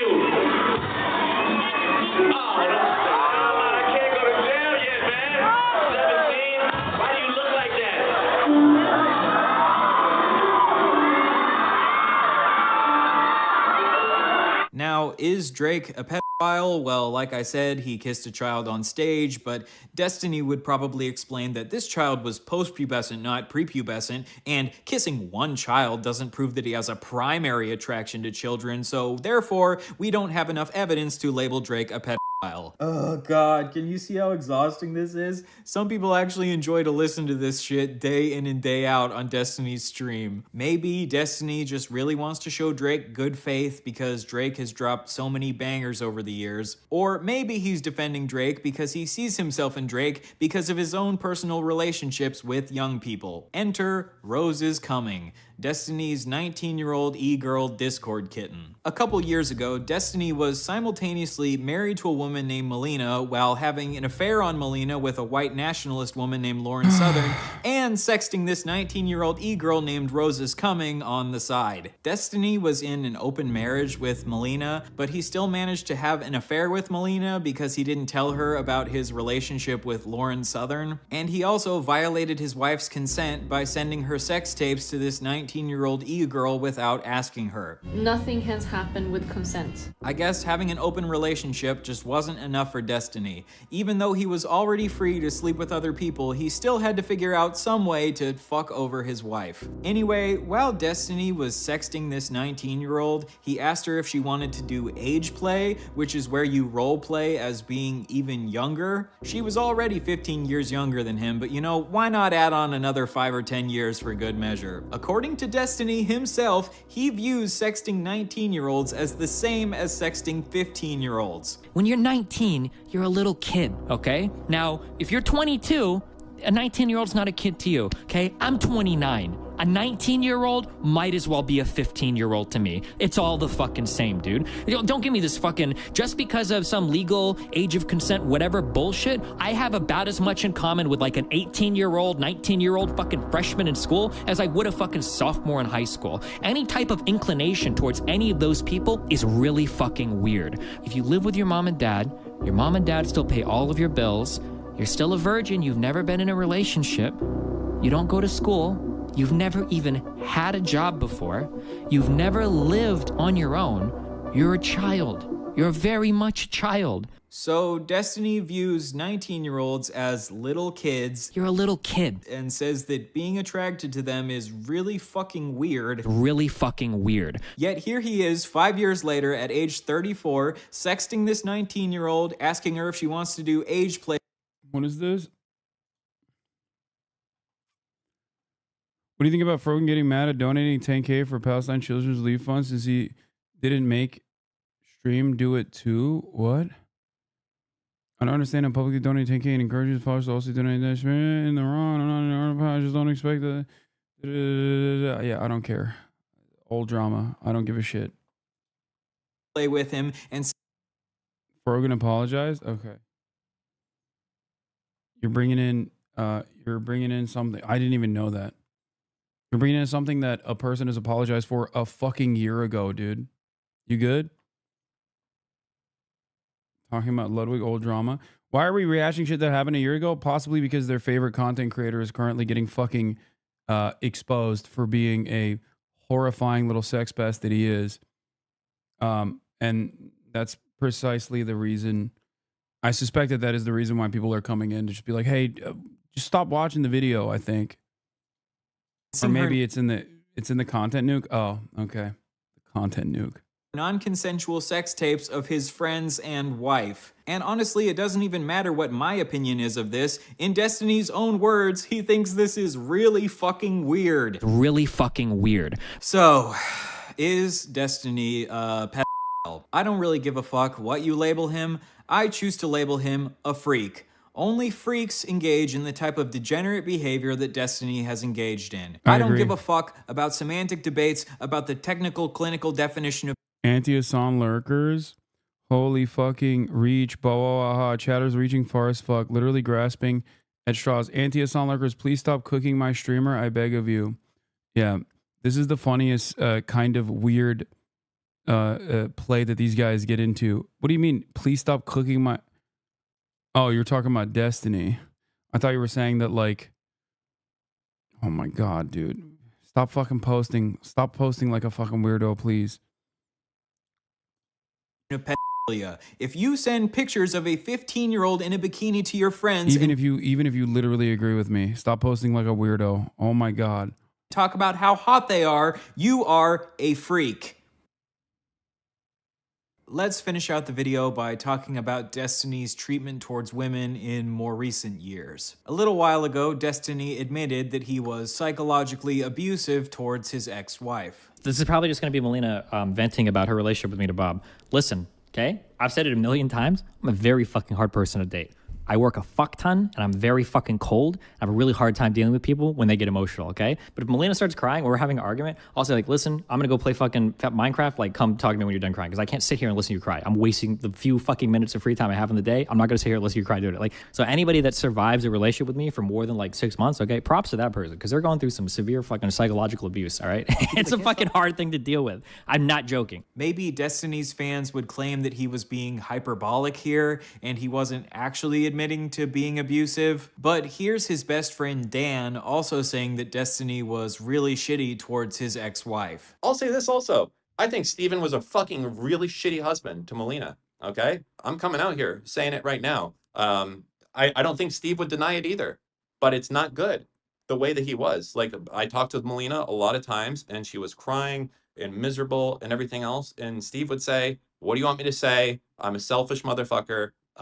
That's why I'm in the relationship that I'm in, the way that I do things that I'm in. And Melina, like, really was hurt by it. And I think, like, she was like, you know, what should I do? Should I leave? And I'll tell you this, I never was like, I was never like, no, you should stay and make things out. I told her multiple times, like, listen, if you feel like this is an abusive relationship, get the fuck out of there immediately. Melina herself has also accused Destiny of being psychologically abusive towards her. I'm irritated by a couple things.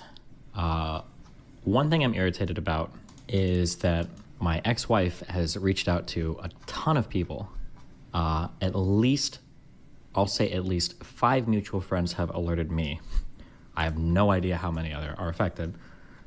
Basically saying that I've lied about a ton of stuff and that I am abusive.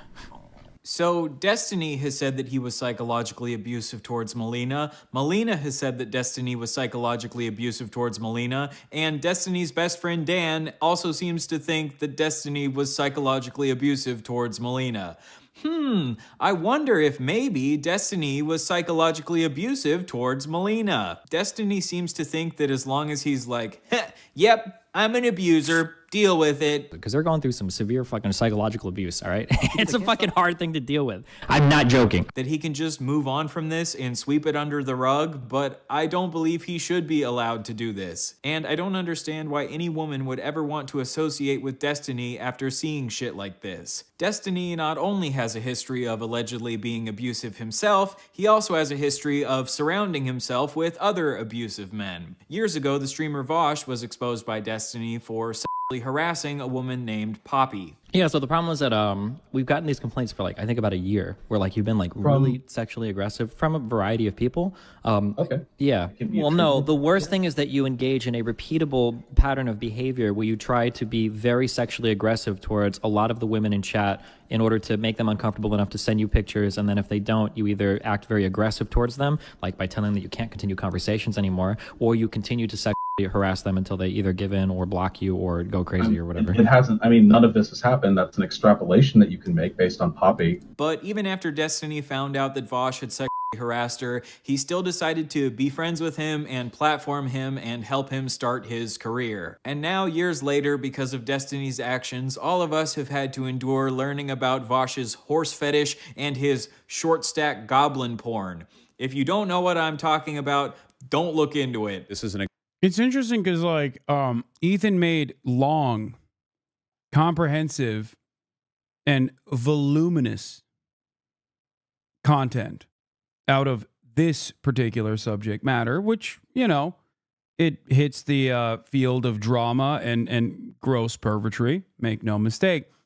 And yet, I think he's offered what, a approximate total of 5 to 10 minutes on sex pestiny, while simultaneously spending 6+ months talking about how much of a terrorism lover I am, including playing games made by sex pestini's community that, you know, compare me to Osama bin Laden and numerous other Muslim and Arab content creators, to other terrorists.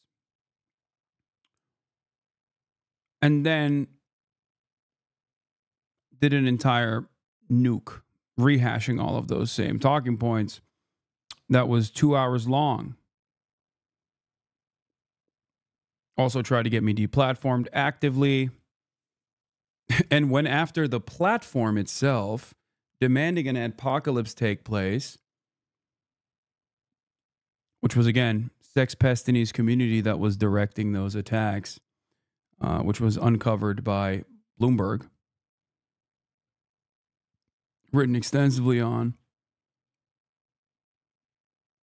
He even said I was doing victory laps when talking about sex pestiny.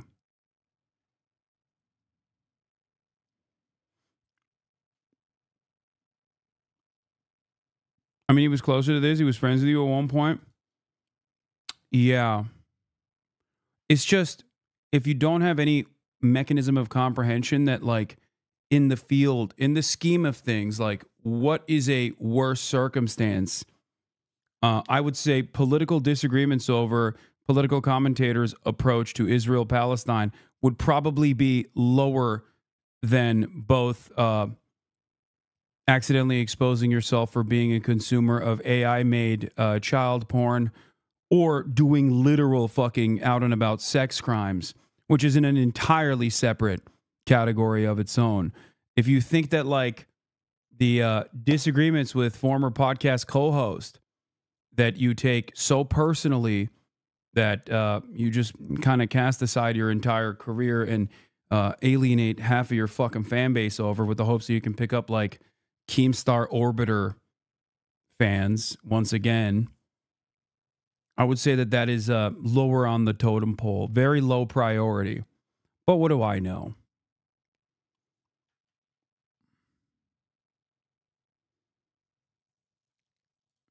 An example of the kind of structure that I'm referring to. Later on, after Destiny's relationship with Vosh fell apart, Destiny decided to become friends with a racist named Mr. Girl. And Mr. Girl is not allegedly a racist, he is a racist. He posted a video openly admitting to raping a woman. A couple years ago, I matched with a woman on Tinder. I say woman because she was 46. Anyway, we got frozen yogurt. She came over, we got naked, I got naked, then we both got naked. We started making out. Sex kind of makes me anxious, so I don't like a ton of foreplay. To me, it should... What is going on? There is quite literally an endless well of depravity. Ethan fucked up, yo. Why'd you ban that guy? He wasn't saying Ethan fucked me up. He just said Ethan fucked up, yo.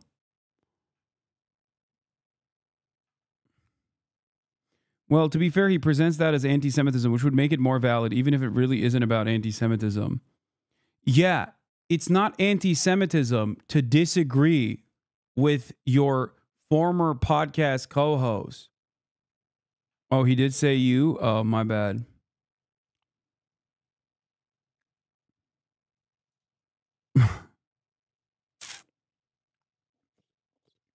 Anyway. Keep talking about Ethan. Sounds like you're actually worried. Yes, I'm shaking in my boots. I'm cowering. Can't you tell? What happened? I thought that this was going to be a massive indictment. That everyone was going to be like, wow, I had no idea that Hasan is not exactly fond of liberals, because sometimes liberals spend most of the conversation surrounding genocide about their own fucking personal feelings. You know? Probably the most damning indication, the most damning thing that you can say or do in terms of liberalism. He thought it would get you banned? Yeah. I mean, he's been actively trying to get me banned for months now. What happened to all those fucking bottom feeders who used to hate Ethan Klein, but now that Ethan Klein is against me, they all love Ethan Klein? Those guys used to at least have like one consistent principle, which is, you know, don't go after people's sponsors. I don't have any fucking sponsors, so they try to literally take down the entire platform. Cool stuff, man. Ruining the fucking financial security of thousands of content creators so carelessly, you know?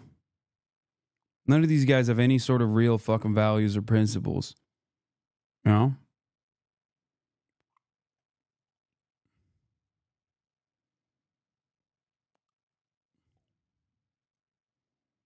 Yeah. The real threat to America is not Donald Trump and you know, fascism. It's a Twitch streamer who disagrees with me in communism.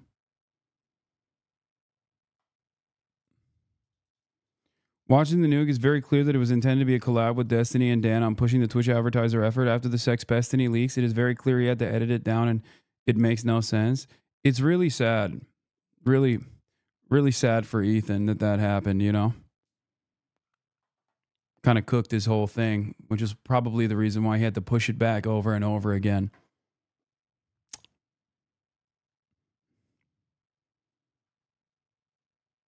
Yeah. Plato 1507. Thank you for the 50 big ones. All right, let's get back to this video, which is like insane. tearing off a band-aid, right? I'm trying to be patient. Finally, I get her on top of me. I put my dick in place, like right at her vagina, and I'm like, all right, let's do this. She holds perfectly still and says, I'm not ready. Clear as day, no mistaking her meaning. She doesn't consent. But she has this look in her eye, like she's daring me to just push it in. Like I'm some kind of pussy if I don't. I could have been imagining that, but I grabbed her shoulders and pushed her down onto my dick. I fucked her. Did she like that I did that? I think so. But she probably had mixed feelings about it. Was it rape? Yes, I guess. I don't know. She told me not to, and I did it anyway. That makes it rape. I don't know what went through Mr. Girl's head that he thought it was a good idea to openly admit to raping someone. Dude, I think we gotta. All right, I'm done. I think we just gotta shut it down. We gotta shut down the entire operation. No more podcasts. No more YouTube. None of this shit. Okay? None of this fucking shit. None of it. We're done. Shut it off. Hit the fucking reset button on the internet. Okay? I'm not just talking about YouTube. I'm not just talking about Twitch or Twitter. I'm talking the internet. Okay?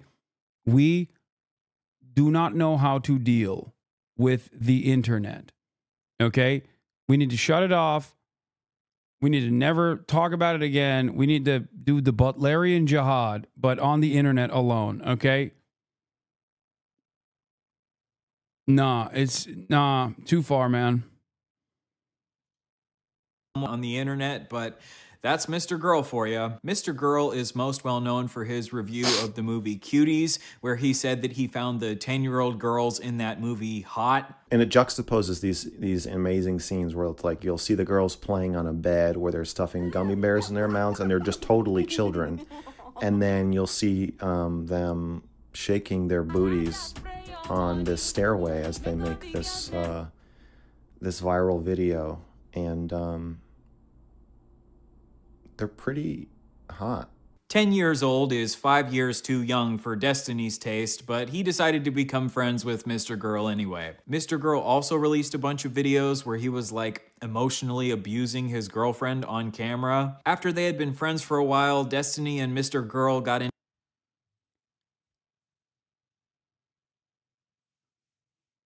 What is going on, dude? What the fuck is happening?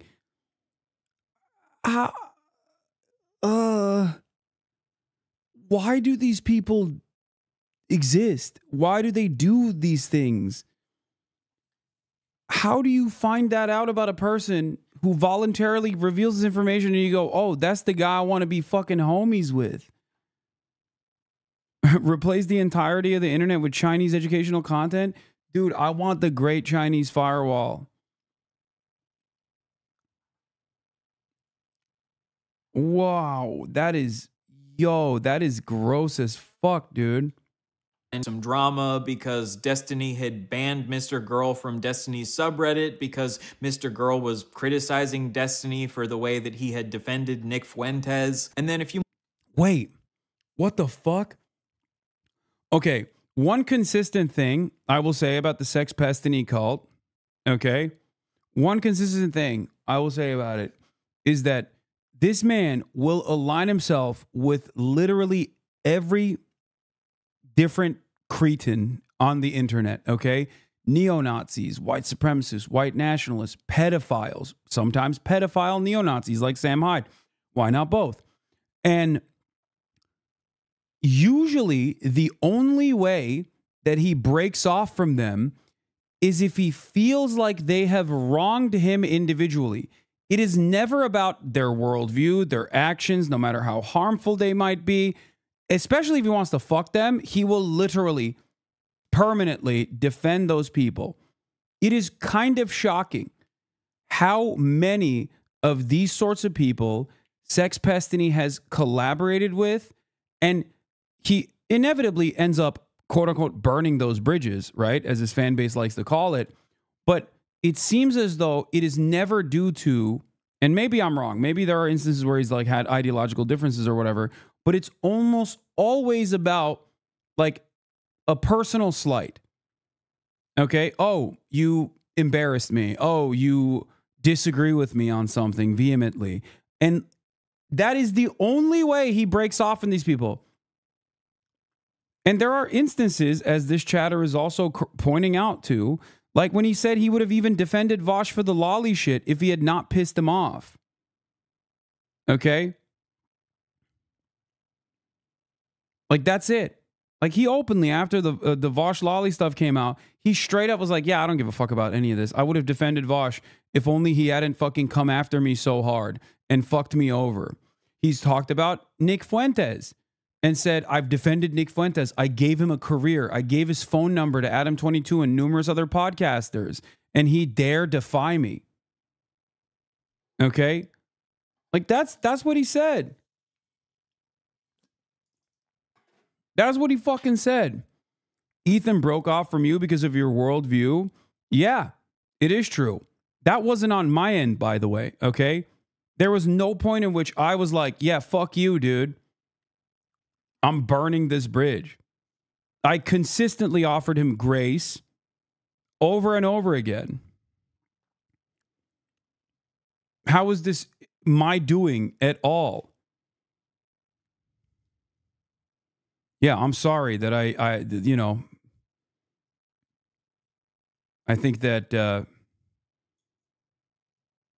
making an ongoing genocide all about your own personal feelings is kind of fucking insane.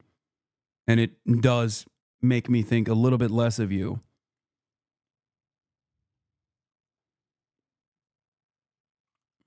If Big Joel gets exposed, I'm turning alt-right. No, he won't. He lives in a fucking lighthouse by himself with his fisherman's sweaters.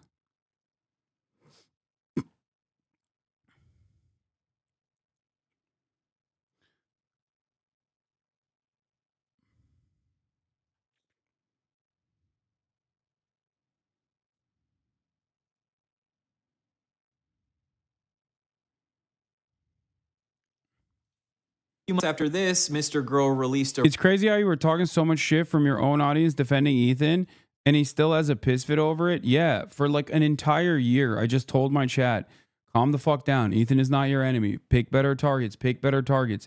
And he slowly but surely went after every single content creator in my orbit, okay, in my vicinity. Content creators that are around me. Not orbiters, okay, just peers of mine that are smaller content creators than myself. And then slowly but surely he turned the crosshairs on me and fucking lost his goddamn mind, dude. I mean, he went after fucking Caroline. It's crazy.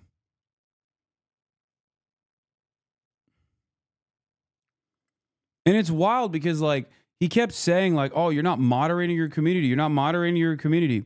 And one of those, honest question, do you regret offering so much grace? Fuck no. I will always operate that way, okay? I'm telling you right now, expect that from me. It does not matter. This is what I have done consistently for every single person. This is something that a lot of people get mad at me over as well. A lot of people in my community are always like, oh, why are you so nice? Why are you so nice to content creators? It's because you know them. It's because they're rich. It's because they're your friends, blah, blah, blah, blah, blah. And it's like, no, that's just how I am, okay? You might not like it. You might not appreciate it. But I will always maintain hope that a person can be talked down the ledge, okay? Talked off of a ledge. That's it. It's a principle that I maintain. It is precisely the reason why I think I've been effective in changing people's minds in general in this community. And if I did not maintain that level of charitability and try to advocate for rehabilitation, I would not have so many wonderful people who've had their minds changed over these years. Okay? So I will extend that, especially to someone that I know personally. Okay? Always. There's obviously a limit to that charitability, and, you know, that limit has far passed when you engage in a censorious campaign to try to get me fucking banned and attack all of these other content creators who are much smaller and to limited success, you actually end up silencing and suppressing pro-Palestinian voices. It's just like ridiculous. It's completely unacceptable.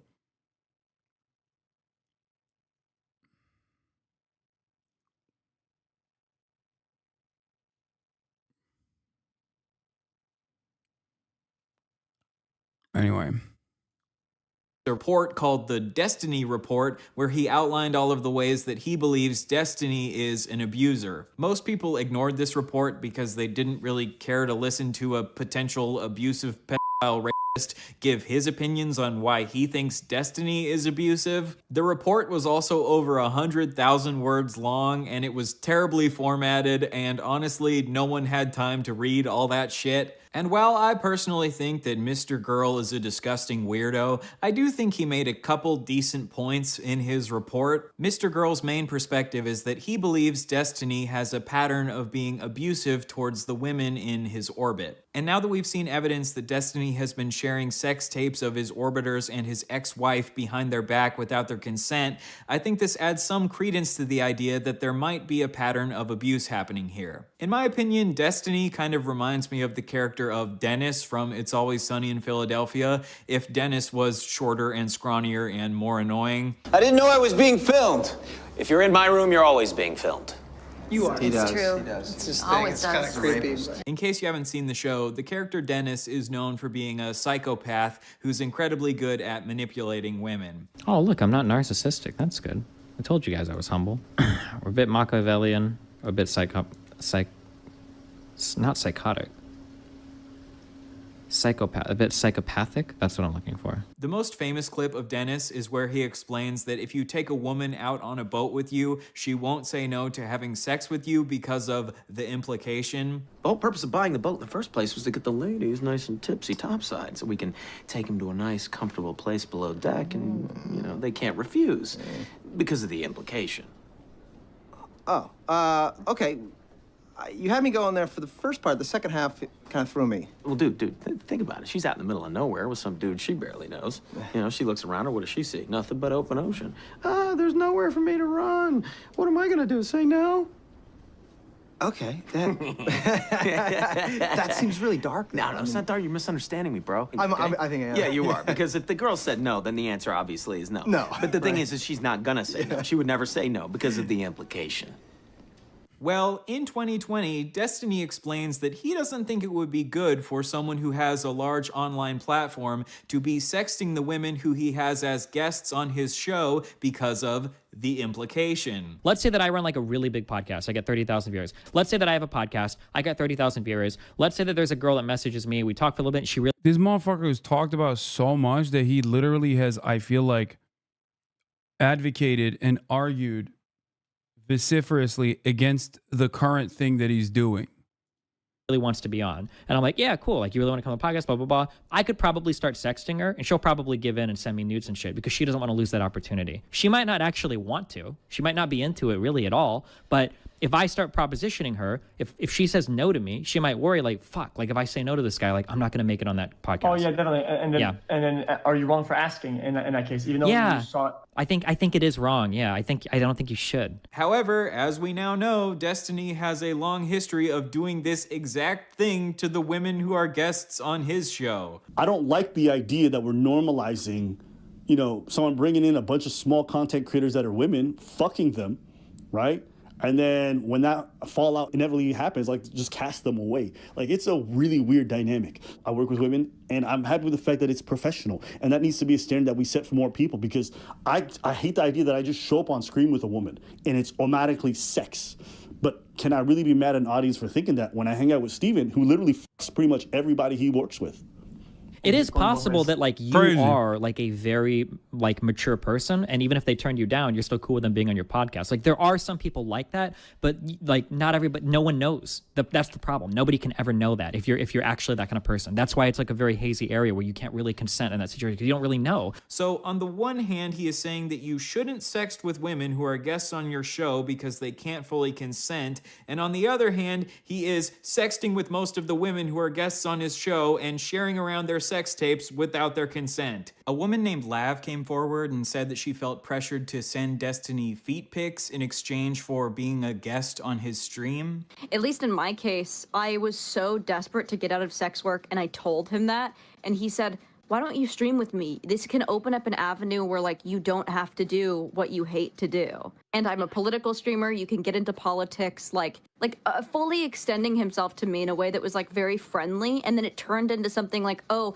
right after that conversation, he was like, oh, by the way, I don't see any feet on your profile. He. Like, immediately after. Apparently, after she sent him feet pics, he said, welcome to the Orbiters Club, implying that sending her feet pics is what will give her the chance to be one of his orbiters. Now, Destiny claims that this was a completely ironic joke and it wasn't meant to be taken seriously whatsoever, but if Destiny himself has said that he shouldn't be sexting his orbiters because of the implication, and then he sexts his orbiters and then says, welcome to the Orbiter Club, I am struggling to see how this is a joke. And even if it was intended as a joke, like Destiny explained in this previous clip, you shouldn't be making jokes like this because the person on the receiving end might not understand that you're joking. It seems strange to me that Destiny had this... Yeah, that person is also, like, not exactly the best. I will just say, I don't know if she's the most credible witness, considering that she also fucking randomly, due to Destiny's hatred over me, randomly decided to lie about me as well. This incredibly nuanced view of consent a couple years ago. And then openly admit in a Patreon post that she lied about me. But then once he wanted to start sexting people, all of these rules that he set for himself went out the window. Now, again, there are exceptions. Maybe you're friends with this person for 10 years or some shit, and you guys have like some, like, it could be like very niche. I don't want to say like every single time, but like as a blanket rule, if you even have to stop and think about this, you should just not do it. It's just a bad idea.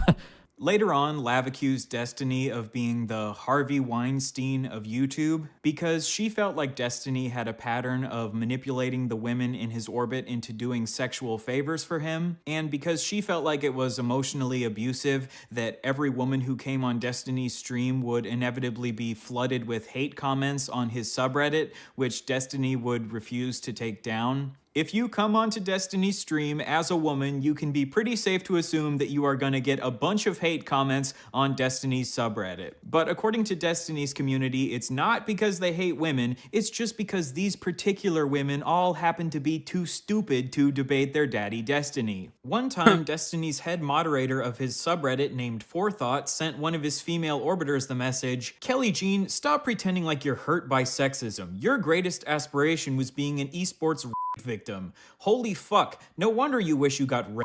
You've got literally nothing going on to be doing this at 40. After seeing these messages, Destiny refused to remove Forethought as a moderator of his subreddit. But the whole idea is that if there's no wrong way to treat Kelly Jean or whatever, if that's her mentality when it comes to her, who's to say that doesn't expand to other people? But can we just why is it okay to do whatever you want to Kelly Jean?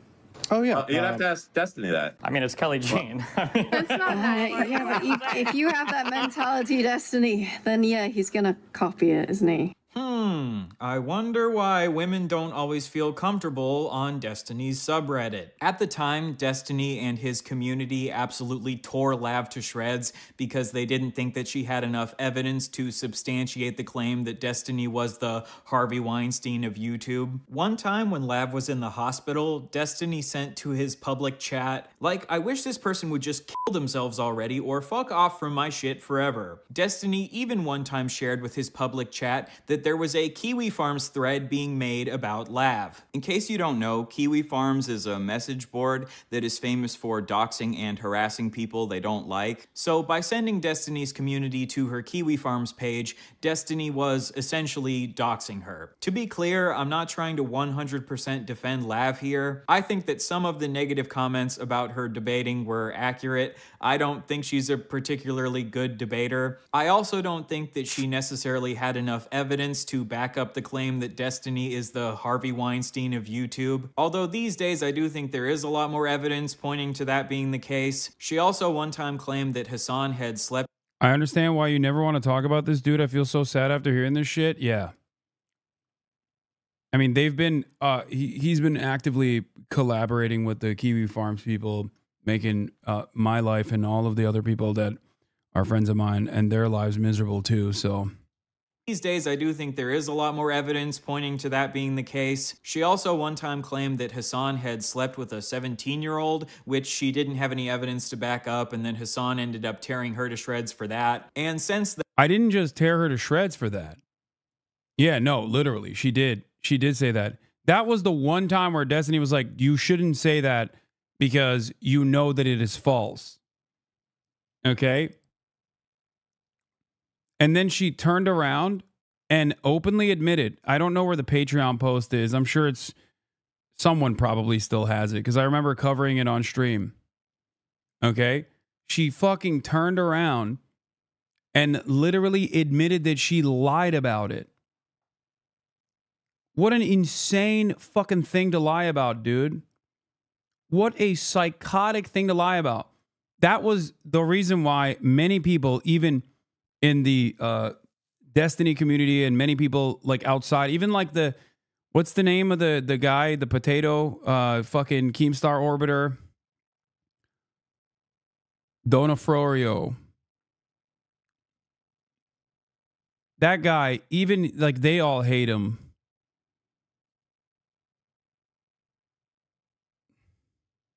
Nick Oreo. Mr. Oreo. Nick Oreo.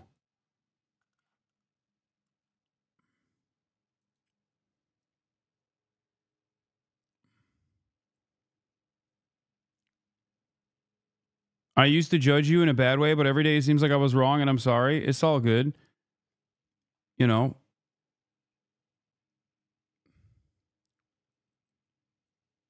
Pressured to say that she lied. Are you fucking insane?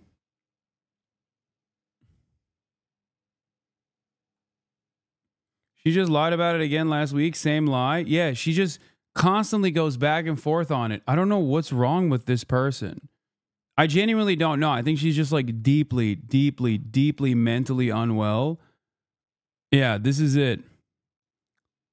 I will not be streaming anymore, effective immediately. And it came out of fucking nowhere. Like she just... It just came out of nowhere where she said that we straight hundreds whatever. Another thing that made me feel strange was when I begged Steven to do as little as I tell him community to go easier on me. He deletes some of his fans' criticisms of me on the Reddit. Steven was sexting. Like, I mean, she's just not well. Okay.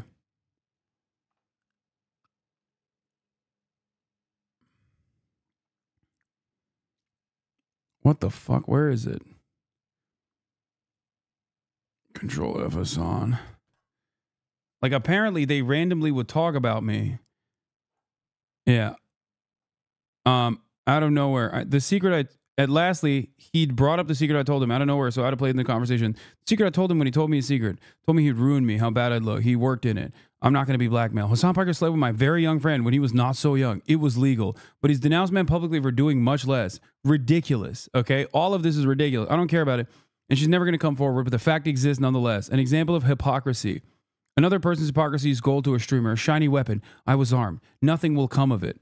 Ethically, it was a small infraction, and it won't be held over my head. She literally fucking openly admits that she just straight up lied. Why do these people despise you so much? This person, I don't even know why. She edited it while you were reading it. I remember, I think. It was so strange, dude. Just an absolute sociopath. Anyway, I hope, once again, I hope she gets the help that she needs. Okay?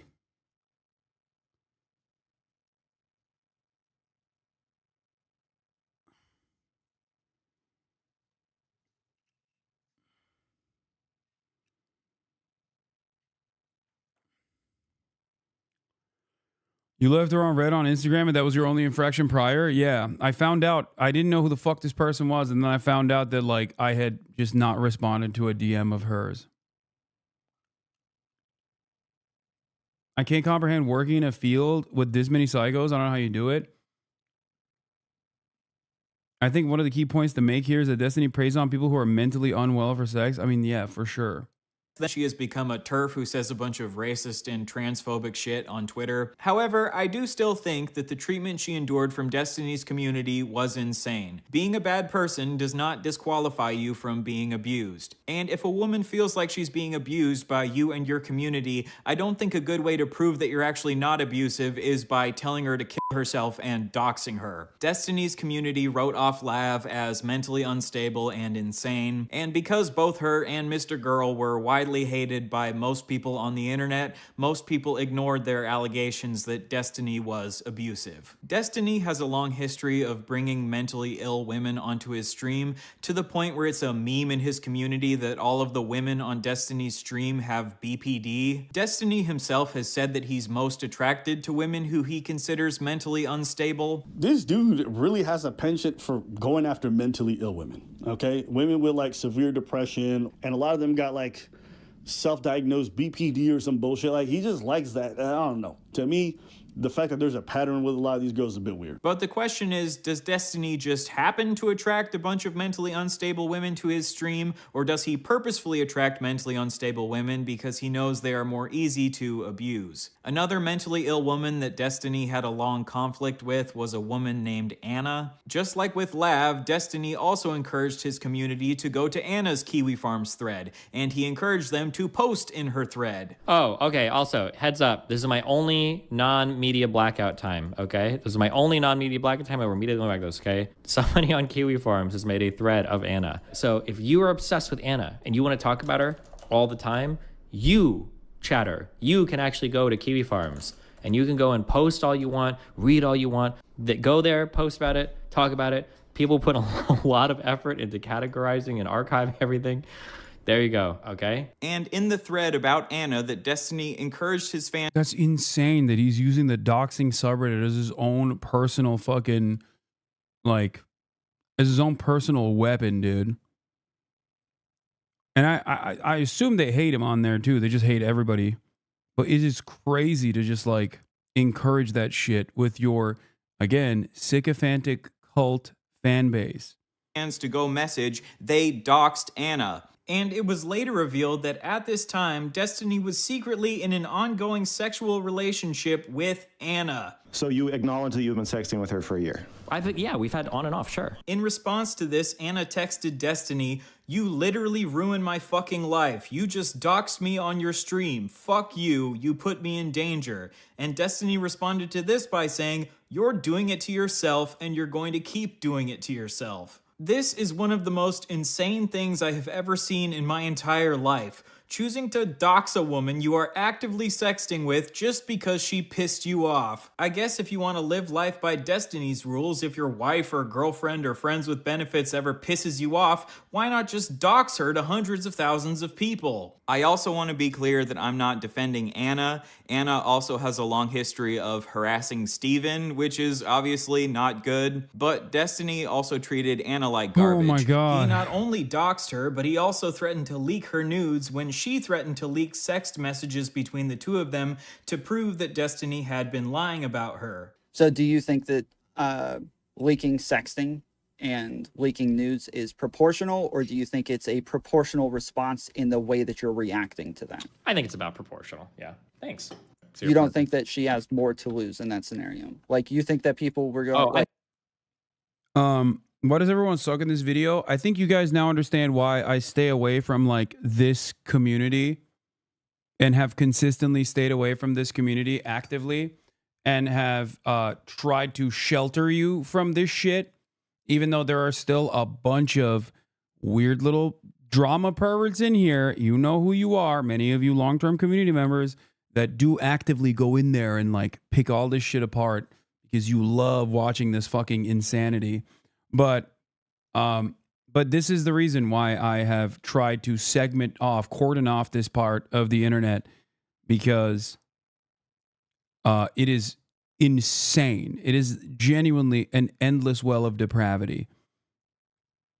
And that's the only reason why I went back on my initial, I will never cover this, I will never openly talk about this mentality. The only reason why I got into that was because of the Israel stuff. It's a truly depraved, morally repugnant shit.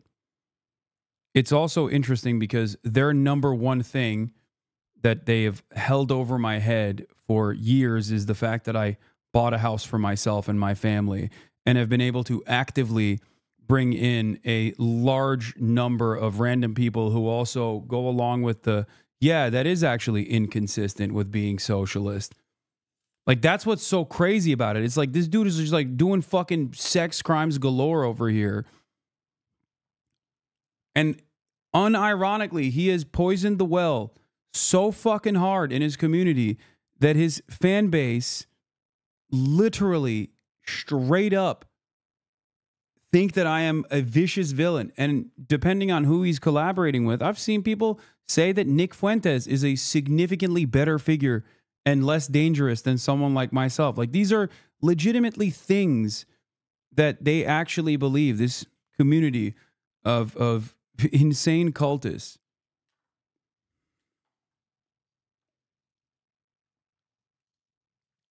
You're very materialistic though, bro. Designer goods isn't very critiquing capitalism. Okay, I love capitalism. What of it? Someone's fucking purchases, which are totally within my means, especially, is not a fucking critique of capitalism, okay? I'm not a goddamn saint. And if you think that this is the biggest fucking argument you have against someone like myself that you think undermines my entire worldview, you are a pathetically unserious person. You understand that? That's like, this is not a real point of contention, chatter. I don't know how you will ever comprehend that. I don't think you'll ever be able to comprehend that, as a matter of fact. All right? Jesus Christ.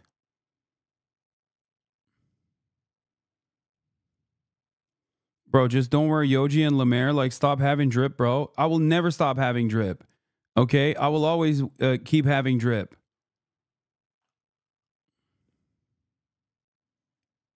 Another example of this is how the Pyre software was ostracized for a video game while D's barely covered in subreddits for his sex crimes. That's what I mean. Like, consistently and routinely engage in this sort of behavior. And obviously, like, in a lot of circumstances, like, people are just, genuinely afraid of dealing with it or saying anything about it because they just don't want to get fucking endlessly harassed.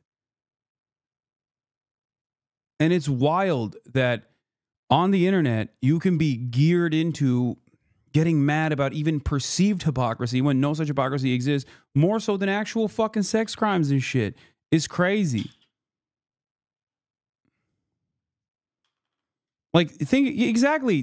The chatter did it, literally did it. Chatter is watching a video about someone committing sex crimes, but you're the one to critique because you buy designer. Okay? And it's never like an actual person who is a socialist or even remotely cares about it. It is almost always people who are like, I despise socialists. They should be Pinochet style dealt with by being tossed out of a helicopter. Also, socialist, by the way. Designer drip, by the way. You know what I mean?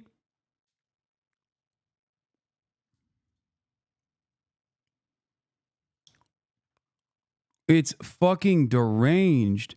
I think it's important to reiterate that his community has a segment called Rape Review where they train themselves to defend actual rapes. They know, they just don't care at best, or they're just creepy at worst. Yeah. Or maybe he was just like gearing them up to fucking defend them down the line, you know? I do have more to lose, but I just don't see the huge difference between like sex and nudes. Like, you're leaking like personal, like sexual shit that somebody sent you and like trusted you with.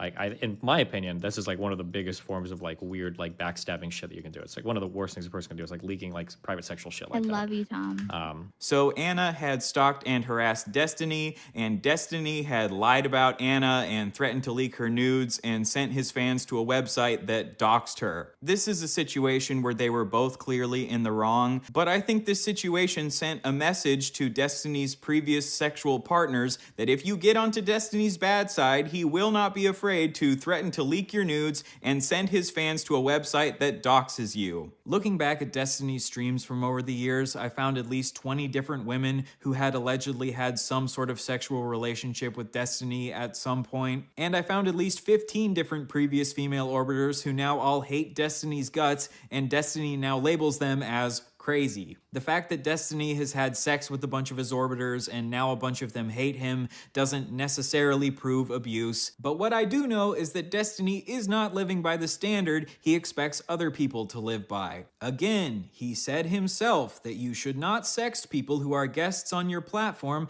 because they might not be able to fully consent because of the implication. I think it is wrong. Yeah, I don't think you should. And at the very least, he has totally and utterly failed at living up to this standard of conduct that he expects other people to live by. I think we would need more evidence to concretely prove that Destiny's stream really is this system of abuse, but all I know is that there are at least 4 alleged victims and a whole host of other women who absolutely hate Destiny's guts, so I would recommend that women should stay as far away from Destiny's community as possible. If you know that the people you're going to be involved with are only short-term partners, and you constantly see the after effect of most of your hookups and your interactions leaving a trail of broken hearts and disappointed people, that's a moral failing. All right, let's recap all of Destiny's treatment towards women. Destiny sexually assaulted a woman. Destiny has a long history of sharing women's nudes and sex tapes without their consent. Destiny allegedly recorded a woman having sex with him without her consent. And in his messages to his Discord kitten Rose is Coming, he sent her audio recordings of men that he had slept with from Grindr and said, "I went out and sucked a guy off a few nights ago and recorded the audio. It's really scuffed in my pocket, LOL. Did I ever send it to Bro, this person is still on it. Look.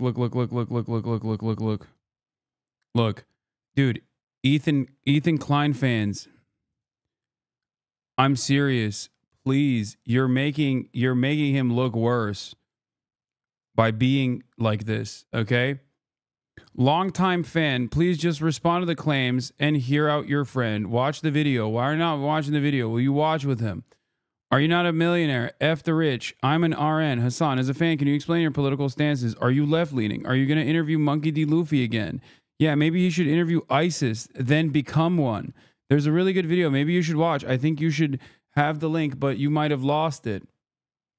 You got timed out, and you came back from the timeout. I follow you with my Amazon Prime probably back in 2021, months before leftovers. I'm sure your mods can double-check that. I need you to just let your OG followers know that you are not the man Ethan Klein thinks you are. You are someone I look up to. Why did you burn Teddy Fresh? Donate. Sorry, not burn. Wait, do you pay prostitutes? That's what I'm getting from video. No sub on the account whatsoever. Followed in November 16, 2023.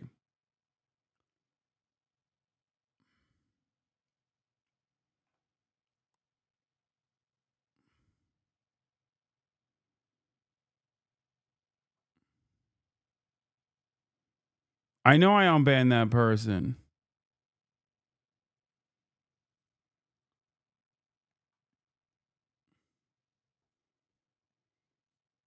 Yeah, I donated my own merchandise. I donated Maya's merchandise. I donated all of my other friends, Carl Jacobs' merchandise. I don't hate any of these people.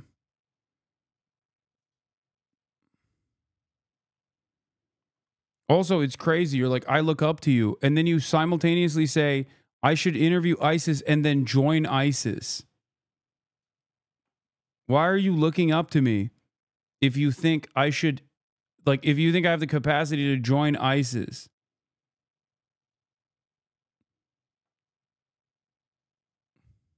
What is going on, man?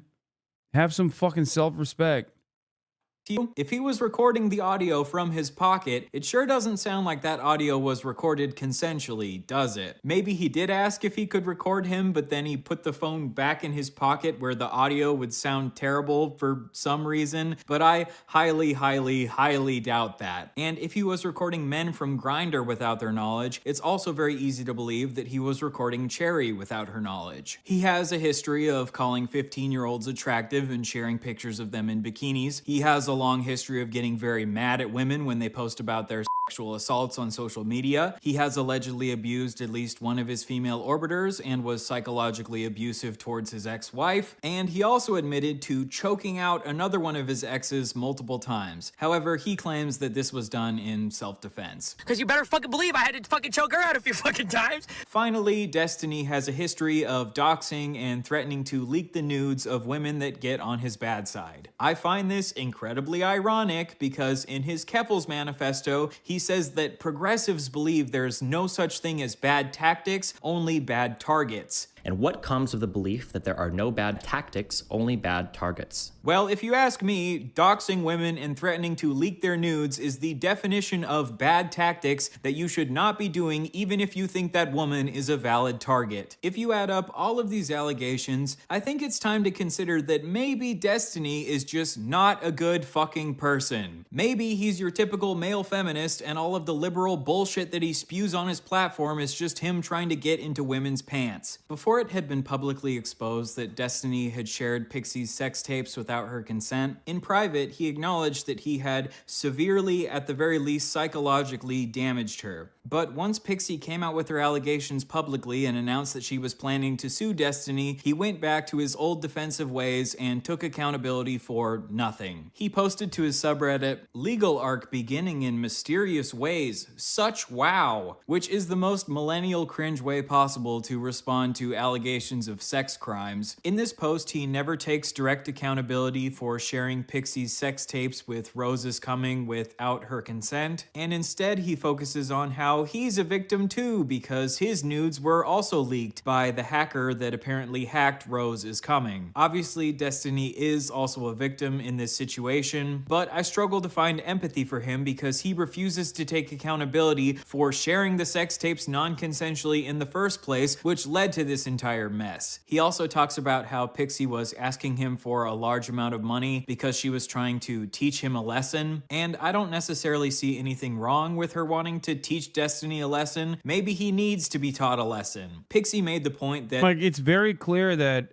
for a very long time, Destiny has never actually had even a crumb of accountability, which is why over the course of the past 15 years, he has just like repeatedly done this kind of stuff.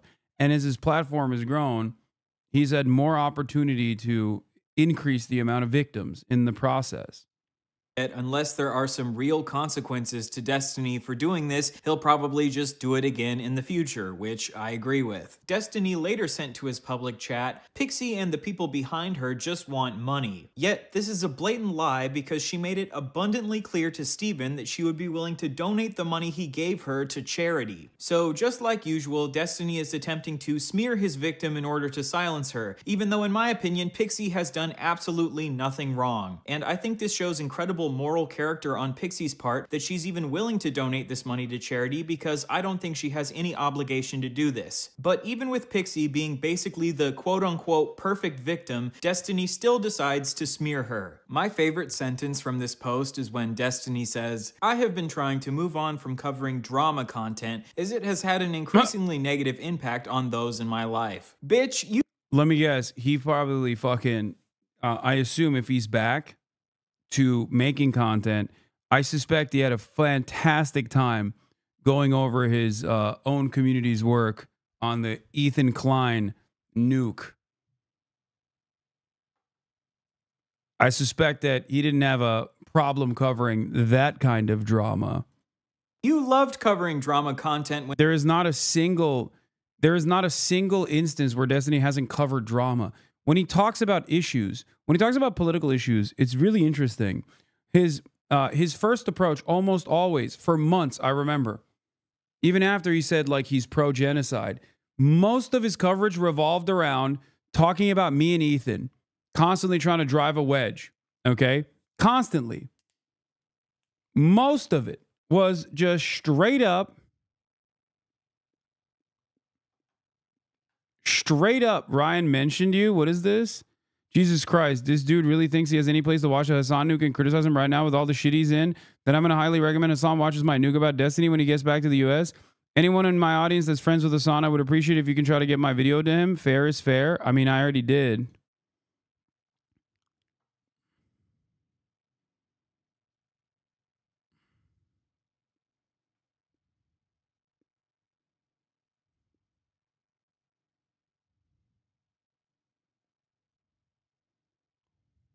Yeah, go like and subscribe to the channel. When it was other people's heads on the chopping block, but now you want to stop covering drama once your head is on the chopping block. After this, Destiny sent some messages to his chat that were even more defensive. I have never done anything maliciously, as any of the fucking insane allegations say. That's fucking retarded. My only crime was being too much of a gooner in 2023 and earlier, 100% sure. Just too much of a gooner. And I can't say anything specifically because everyone wants to come at me in court now, I guess. When he says that he didn't do anything maliciously, I think he means that he didn't intend for Pixie's nudes to ever get leaked to the public. But I would argue that non-consensually sending her sex tapes in the first place was malicious in and of itself. And again, I think Destiny would agree with me that sharing the nudes in and of itself is malicious because he said that when Bob7 allegedly did the same thing, this should be life-destroying. But I do believe that these are relatively life-destroying revelations. And you are not fucking stupid, Destiny. You know that if you're sending around sex tapes to random 19-year-old e-girls, eventually something is going to get leaked. You know, actually, one of the craziest parts about this whole story is the fact that Destiny trusted a 19-year-old Discord lady, okay, named Rose is Coming, with sex tapes of other people in his life. Nigga. If that's not compromised judgment, I don't know what the fuck is, okay? Also, your only crime is being too much of a gooner? Destiny's just a little bit of a goofy gooner. It's not like he committed any serious sex crimes. He's just a little gooner goblin. Look at my gooner goblin over there in the corner gooning. As usual, every single thing that Destiny says is an attempt to downplay, and refuse to take any fucking accountability. Then Destiny sent this to his chat. Bro, if I need to go on the sex offender list, I'm taking like 20 other streamers with me, okay? Lol W. Again, trying to deflect from taking responsibility by saying that a bunch of other streamers have done the same shit. If other streamers have done the same shit, then yeah, maybe they should be on the sex offender registry. Recently, another clip of Destiny resurfaced where he talked about how he knew that a bunch of different streamers had committed sex crimes against children, but he just didn't care to expose any of them. Like, everybody's gotten pics and more from underage. Yeah, that's fucking nuts, dude. Like, that's just bad behavior. Why the fuck would you openly admit that you know that there are sex offenders in your orbit and you just are holding off on revealing this? That's crazy. Chicks, depending on what you've heard in different communities.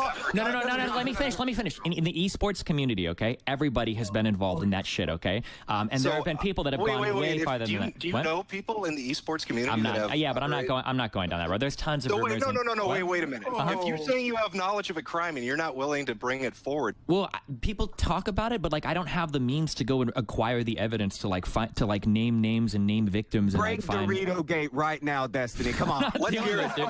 This is not my job. Listen, okay, I'm gonna be frank. I'm not gonna suicide my fucking career to go on some fucking vendetta against a bunch of fucking video game guys, okay? This is not my life. But now that his head is on the chopping block, I guess maybe he'll finally expose these abusers that he's been covering for years. And the last thing that Destiny has posted at the time of this recording was an absolutely hilarious meme on Twitter where he said, "Korean barbecue is a little overrated, but I've always loved the short rib at this place." And it's a picture of a Korean restaurant called Goon Barbecue. Again, implying that he's just too much of a gooner because gooner sounds a lot better than sex criminal. He is choosing to be his same old self, making jokes instead of taking accountability. This motherfucker has the absolute gall to release an entire manifesto about how Keffels needs to take accountability for her actions, but then once he's in shit, he takes absolutely no fucking accountability for his actions. Like, is this dude an actual fucking baby? Are you a child? In what fucking world is this the right way to respond to the fact that you violated one of your friends and, in your own words, severely psychologically damaged her? Never in a million years could I imagine being a soulless, heartless piece of shit like this who treats my best friends like actual human garbage. And for you to get up on your high horse and act like you're the moral police of the universe who has any place to judge other people while acting like this is fucking insane. You know, with this whole situation, I don't think Steven shared this because he thought it was okay to share. I personally believe, this is my theory, that he shared this because he just didn't care and he didn't think that the other person would ever find out. And that to me is almost worse, because it shows that you don't care about the people you slept with and who shared that intimate moment with you and recorded it. And it shows to me that if you are going to be able to avoid the consequences of it, you'll say and do things behind closed doors that are just unbecoming. And if... Okay. I don't know if this is ABBA or Preach, but I will admit something. Remember when I said earlier that, like, I think less of people sometimes when they consistently collaborate with Destiny? Okay. It's ABBA. Okay. I'm shocked. And I'm willing to admit that I definitely had... Oh, Destiny's former close friend ABBA. It's literally on the screen. I'm such an idiot. I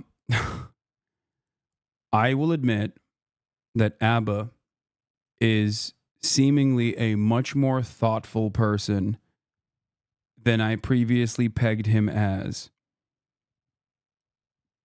Okay?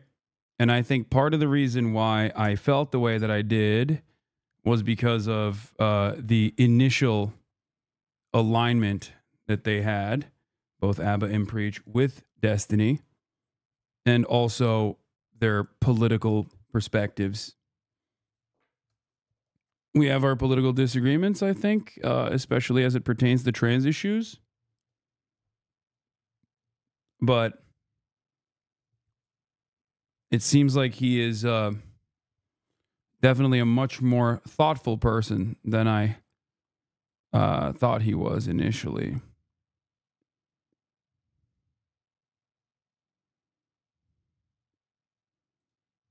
I'm your friend and I see you do that to your other people that you slept with and you call friends, then I can only imagine that even for me, I might not be safe and I can't trust you. And what ABBA was the one that debated D over the Drake stuff, and after D said that weird shit about him talking to children about relationships, he came to distance himself bit by bit. Oh.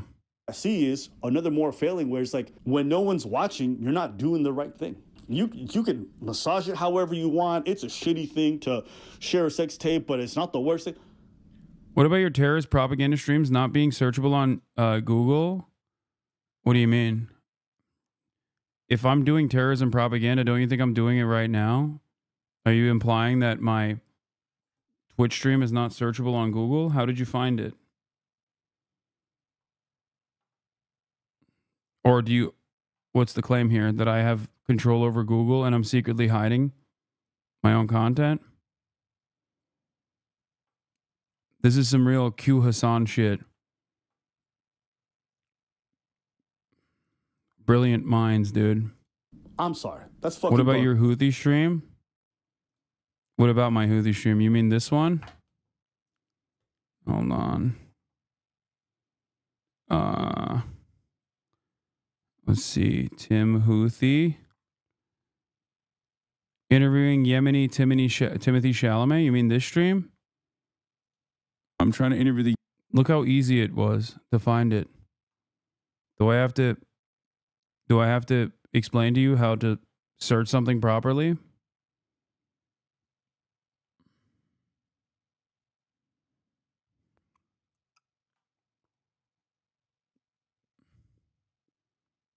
Please call me immediately. Please call me. It's urgent. Oh, but he wasn't a Houthi. No, if you watch the interview, you'll find out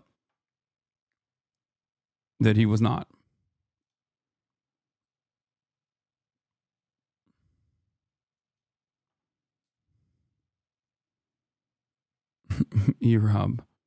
Irub, please call me. It's urgent. Our behavior, okay? It just is. Call it a spade.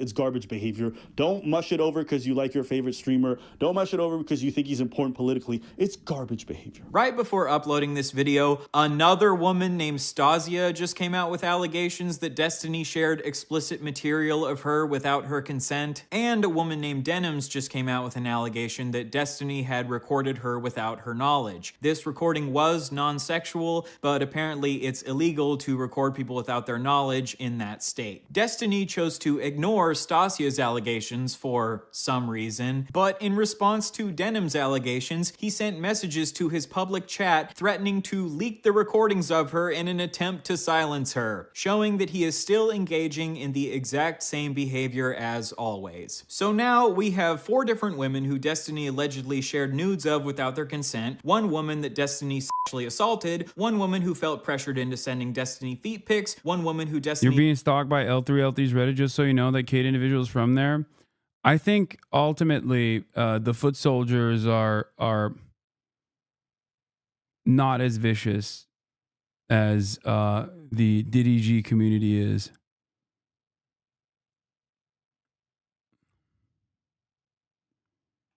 So it's okay. It's usually people like Kate who don't necessarily fully comprehend what they're advocating for. You know?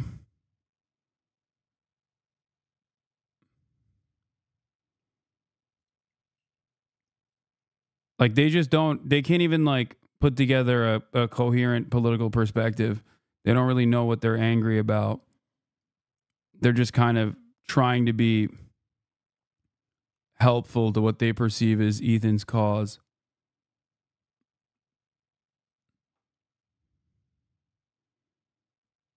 Nope, they're definitely losing their grip on reality, but they're ultimately toothless. Yeah.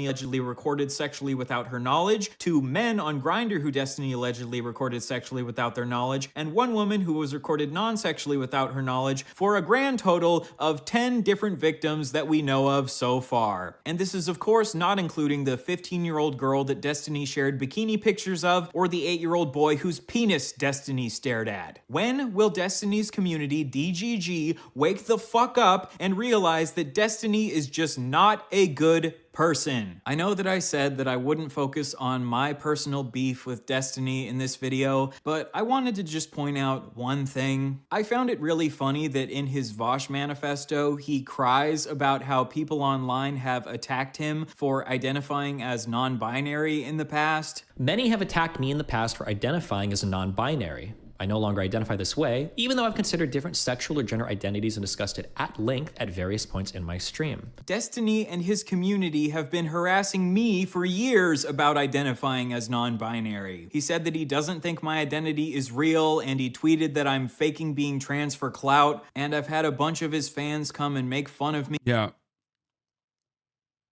Famously, you get so much fucking clout when you come out as trans. Like, famously. That's like the #1 way to get clout. Everybody's always doing it. What an insane statement, dude. This is just like 90s level the homophobia. Me anytime that I post about being non-binary, which made me feel like I had to go back into the closet at one point. But when people attack Destiny for being non-binary, many have attacked me in the past for— It's crazy because Destiny's community also actively will portray me as a transphobe, which is really funny. And, you know, I guess some people get duped by that too, but not really as much. For identifying as a non-binary. It really hurts his feelings. This is just another example of Destiny being a hypocritical little bitch who cries when people are mean to him and then turns around and does that exact same shit to other people. If you want to be an asshole to non-binary people, be an asshole to non-binary people. But then don't be a weaselly little bitch who turns around and cries when people are an asshole to you about being non-binary. Destiny is the perfect example of rules for thee, but not for me. He says Bob 7 should have his life destroyed for sharing nudes without consent. I'm not running around screen sharing people's nudes. Then he shares nudes without consent. He criticizes Keffals for being a bully while he's the biggest fucking bully on the internet. He cries about how people on the internet have doxed him, and then he turns around and doxes a woman who he is secretly in an active sexual... Also, unearthed the article that doxed me and basically did it before Fox News got a hold of it too. You know, before I could even move into this house that I got for myself and my family. Just a fucking truly repulsive, horrible individual who constantly gets in his own fucking way and then routinely tries to talk his way out of it by telling his audience that it's actually everybody else that's coming after him and that it's never his fault. You know, it's never his fault. Yeah. Relationship with. He says it's not good to sext women who are on large streams. I think it is wrong. Yeah, I don't think you should. And then he turns around and sexts every single fucking woman on his large stream. He says it's super weird to sext 19-year-olds because they're basically children. You're a little kid. And then he fucking said... By the way, this like very obvious inconsistency or hypocrisy or I guess backtracking, whatever you want to fucking call it, exists for virtually every issue that he's talked about.